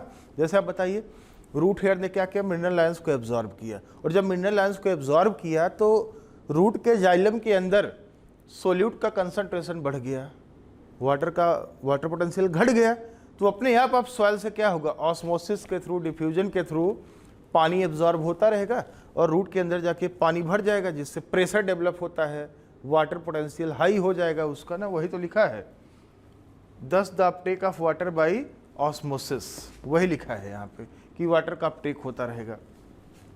अब ये हमने दिखाया कि कैसे एब्जॉर्ब होता है मिनरल। अब देखिए जरा, ये डायग्राम अभी हमने फिर से दिखाया था, आपको दोबारा बना दिए हैं। ये एपिडर्मिस है, ये कॉर्टेक्स है, ये एंडोडर्मिस है, ये पेरीसाइकल है, ये जाइलम है। तो ये रूट का स्ट्रक्चर हमने दिखा दिया। और ये देखिए एपिडर्मिस से ये रूट हेयर निकला हुआ है और रूट हेयर के मेम्ब्रेन पे पंप होता है, पंप। और जो पंप्स होते हैं बेटा, पंप्स एक्टिव ट्रांसपोर्टर होते हैं, एनर्जी कंज्यूम कराते हैं। पंप्स जो होते हैं, pumps are active transporter proteins. अब देखिए रूट के एपिडर्मिस से, ये देखिए रूट के एपिडर्मिस से रूट हेयर निकला है और रूट हेयर के मेम्ब्रेन पे कैरियर प्रोटीन्स है जिसको हम बोलते हैं पंप्स। और इन्हीं पंप के थ्रू, ध्यान देना, इन्हीं पंप के थ्रू जो मिनरल आयंस होता है सॉइल में मौजूद, ध्यान देना, सॉइल में ये आयंस मौजूद हैं। आयंस क्या होंगे, इन्हीं पंप के थ्रू रूट हेयर के अंदर जाएंगे। ये देखिए अंदर चला गया, लेकिन एटीपी खर्च होगा, अंदर चला गया और अंदर जाने के बाद ये साइटोप्लाज्म एंट्री कर गया। जो आयन है वो साइटोप्लाज्म एंट्री कर गया, या फिर ये सेल वॉल के थ्रू भी जा सकता है। सेल वॉल के थ्रू जाएगा तो एपोप्लास्टिक होगा, और साइटोप्लाज्म के थ्रू जाएगा तो सिम्प्लास्टिक होगा, ठीक है। और एक सेल से दूसरे सेल में प्लाज्मोडेस्माटा के थ्रू गया, यहाँ भी प्लाज्मोडेस्माटा के थ्रू गया, और ऐसे आप देखेंगे ये प्लाज्मोडेस्माटा के थ्रू ऐसे ये पास करता रहेगा और ये फाइनली पहुंच जाएगा जाइलम में पहुंच जाएगा, ठीक है। तो ये एकदम सीधे गया, एक ही डायरेक्शन में एकदम सीधे जा रहा है। और बेटा अगर ये इसके थ्रू, सेल वॉल के थ्रू आएगा, अगर साइटोप्लाज्म के थ्रू जा रहा है तो जाहिर सी बात है सिम्प्लास्टिक है, सेल वॉल के थ्रू जाएगा तो एपोप्लास्टिक। ये देखिए आराम से जा रहा है, सेल वॉल के थ्रू आराम से जा रहा है, ये आराम से जा रहा है सेल वॉल के थ्रू। लेकिन एंडोडर्मिस में आपको पता है ये कैस्पेरियन स्ट्रिप है, और कैस्पेरियन स्ट्रिप जो होता है ये इम्परमेबल होता है वाटर मिनरल के थ्रू। तो पता है होता क्या है बेटा, ये जो एंडोडर्मिस सेल है, एंडोडर्मिस सेल का जो मेम्ब्रेन होता है, ध्यान देना, एंडोडर्मिस सेल का जो मेम्ब्रेन है, मेम्ब्रेन पे होते हैं कैरियर प्रोटीन्स। ये हमने दिखा दिया, ये कैरियर प्रोटीन्स है, कैरियर प्रोटीन्स। ये कंट्रोल पॉइंट का काम करते हैं। कैरियर प्रोटीन्स जो होते हैं ये कंट्रोल पॉइंट का काम करते हैं। इन्हीं के थ्रू क्या होगा, अब जो मिनरल आयन है, आयन इन्हीं के थ्रू, अब क्योंकि ये सीधा तो जाने नहीं देगा क्योंकि ये इम्परमेबल होता है, तो इन्हीं पंप के थ्रू मिनरल आयन ये एंडोडर्मिस के साइटोप्लाज्म में एंट्री कर जाता है और यहाँ से फिर ये सीधा एक ही डायरेक्शन में जाता है, इधर से नहीं जाएगा, वॉल से अब नहीं जा पाएगा, ये साइटोप्लाज्म एंट्री करने के बाद अब सीधे सिम्प्लास्टिकली जाएगा, ठीक है। तो और जब फाइनली ये जाइलम में पहुंच गया तो जाइलम में पहुंचने के बाद अब इसको ऊपर जाना है, जिसको हम बोलते हैं एसेंट ऑफ सेप ना। तो upward translocation through transpiration stream, यह ट्रांसपिरेशन पुल के थ्रू होगा और जाएगा कहाँ, ये टू सिंक टिश्यूज, सिंक के टिश्यू में ऊपर की तरफ अब जाएगा ना। जो सिंक होगा, सिंक का मतलब जो स्टोरेज ऑर्गन होगा, जहाँ पे जाके स्टोर होगा, कंज्यूम होगा, वहाँ पे ट्रांसपिरेशन पुल के थ्रू जाएगा। आप इतना पहले नोट कर लीजिए, फिर आगे हम और बताते हैं। आप इतना पहले लिख लीजिए।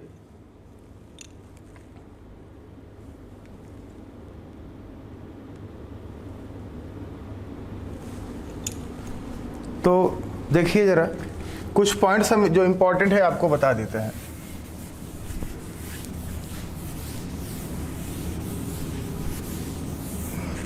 ध्यान देना बेटा, ये जो कैरियर प्रोटीन है, carrier protein of endodermis, endodermis का जो कैरियर प्रोटीन होता है बेटा, हम बता दें आपको, ये कंट्रोल पॉइंट होता है। कंट्रोल पॉइंट, कंट्रोल पॉइंट का मतलब ये है, ये एडजस्ट करता है, एडजस्ट क्वालिटी, क्वालिटी मतलब किस टाइप का न्यूट्रिएंट जाएगा, quality and quantity, quantity of mineral nutrients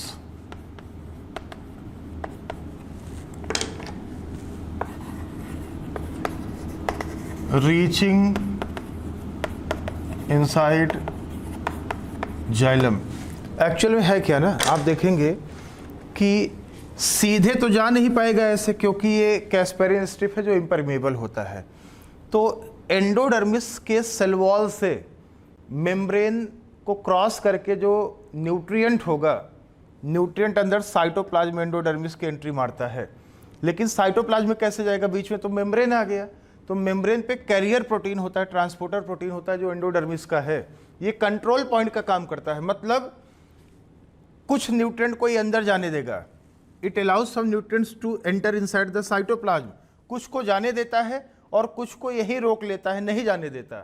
तो कौन कौन सा जाएगा, कौन नहीं जाएगा, कितना जाएगा, ये डिसाइड करता है एंडोडर्मिस सेल का मेम्ब्रेन। एंडोडर्मिस पे जो मेम्ब्रेन पे प्रोटीन है वो डिसाइड करता है। इसलिए हमने बोला कि कंट्रोल पॉइंट का काम करता है। ये एडजस्ट करता है क्वालिटी और क्वांटिटी, किसको जाना है किसको नहीं जाना है, ये डिसाइड करता है कि किसको जाइलम तक पहुंचना है ना। इसलिए इसको बोलते हैं कंट्रोल पॉइंट्स। तो आप इसको लिख लीजिए, नोट कर लीजिए।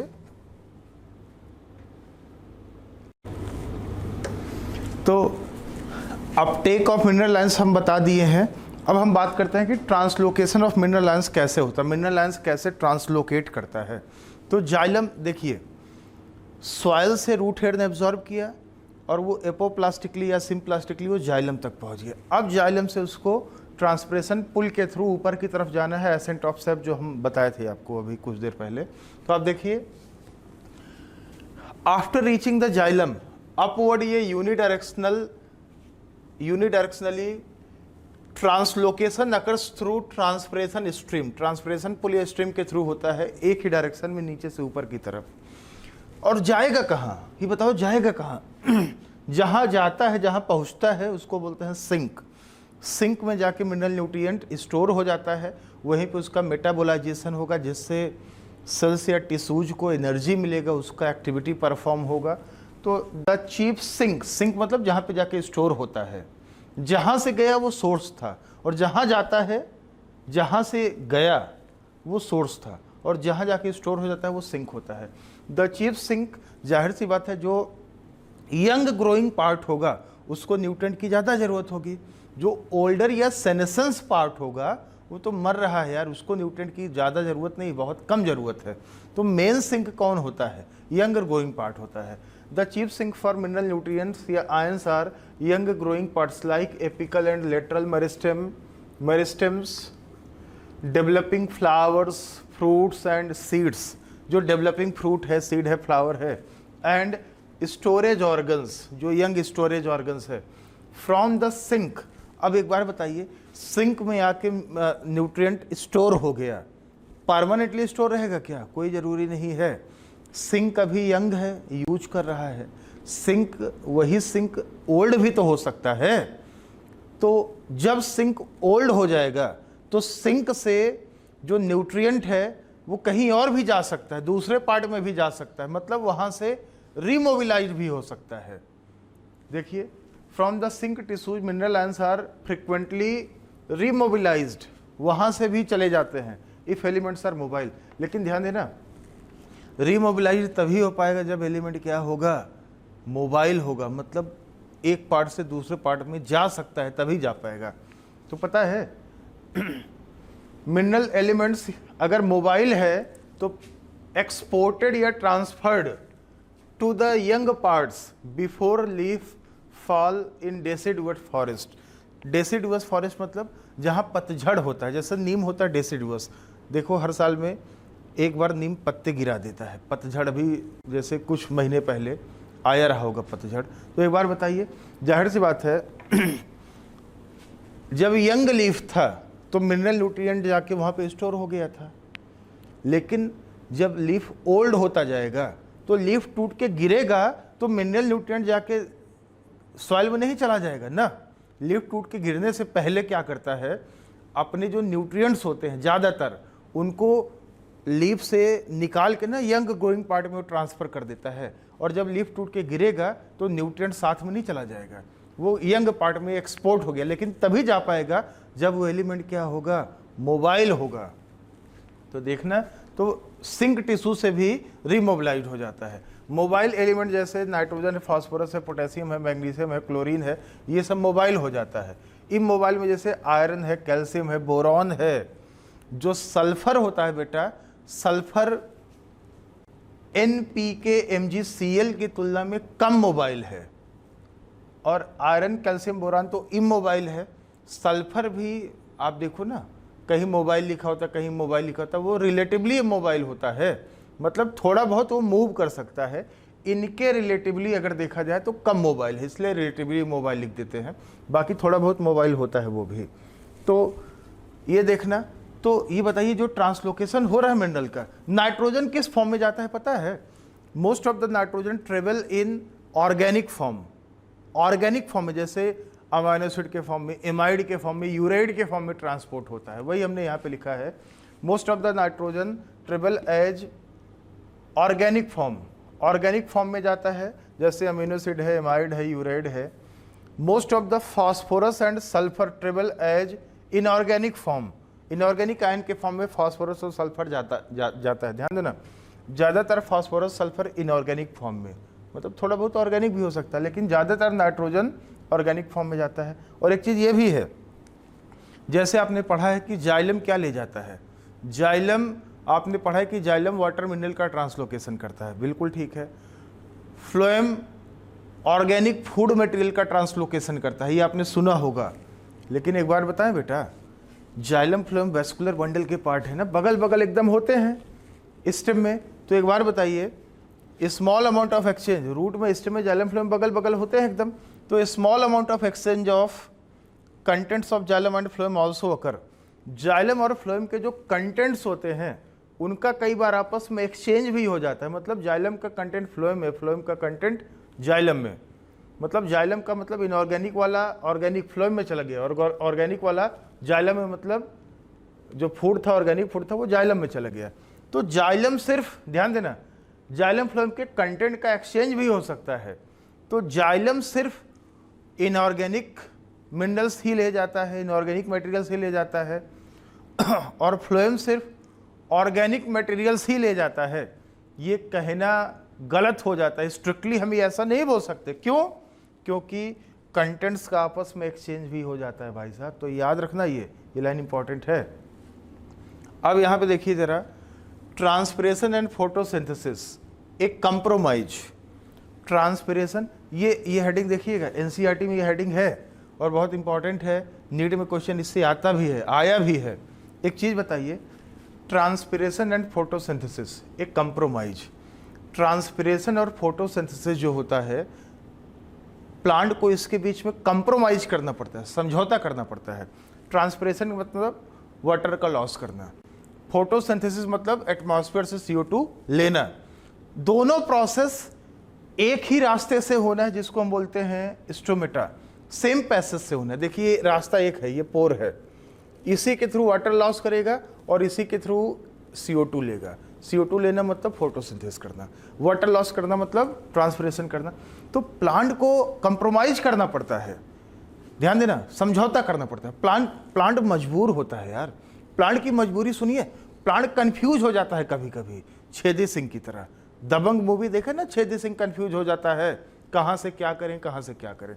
ऐसे प्लांट भी कंफ्यूज हो जाता है कि कहाँ से हम ट्रांसपिरेशन करें, कहाँ से हम CO2 अपटेक करें।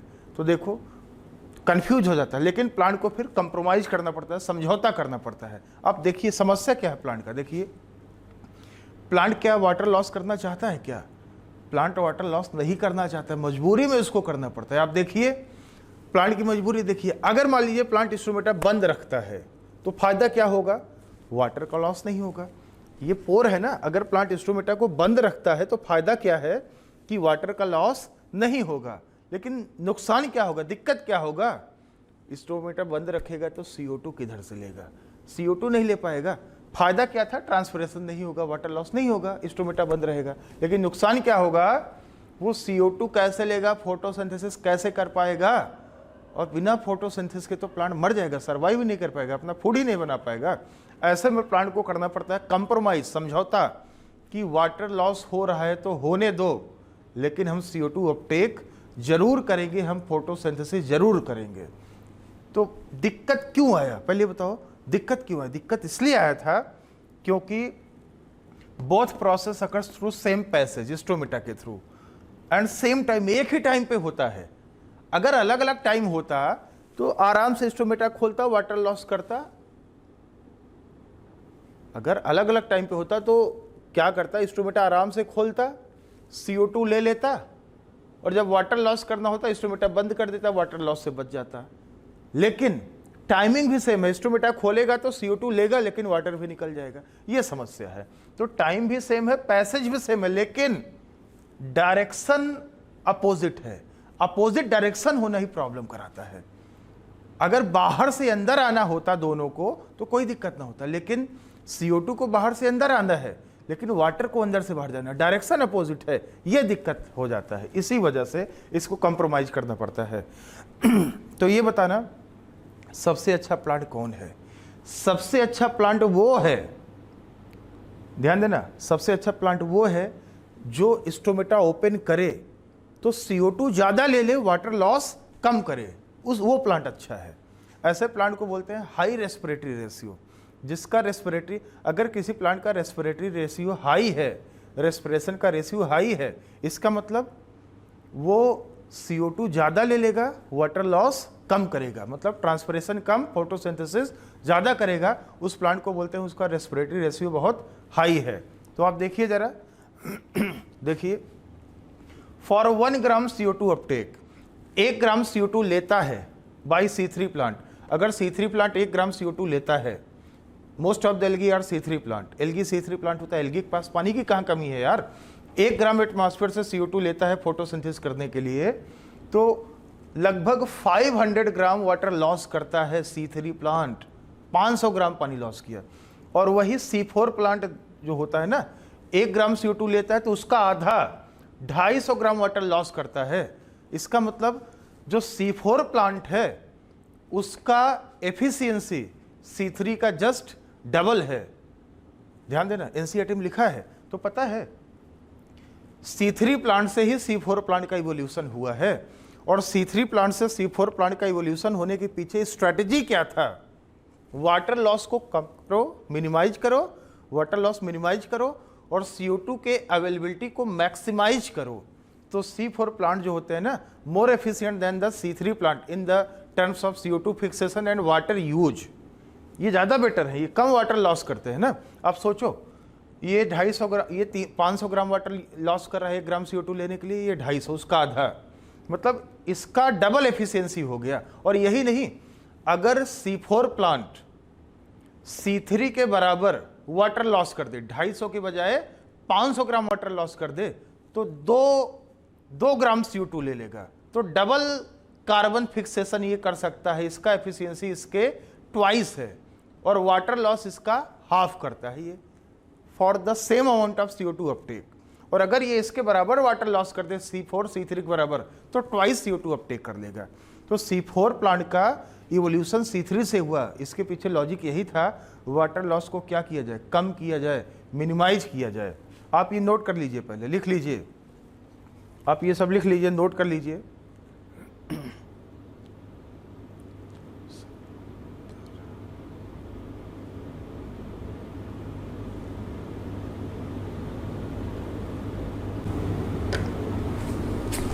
तो लिख लिया होगा आपने। तो ये हेडिंग ने NCERT में हेडिंग दिया हुआ है। अब इस चैप्टर में एक छोटा सा टॉपिक बचता है। टॉपिक क्या है?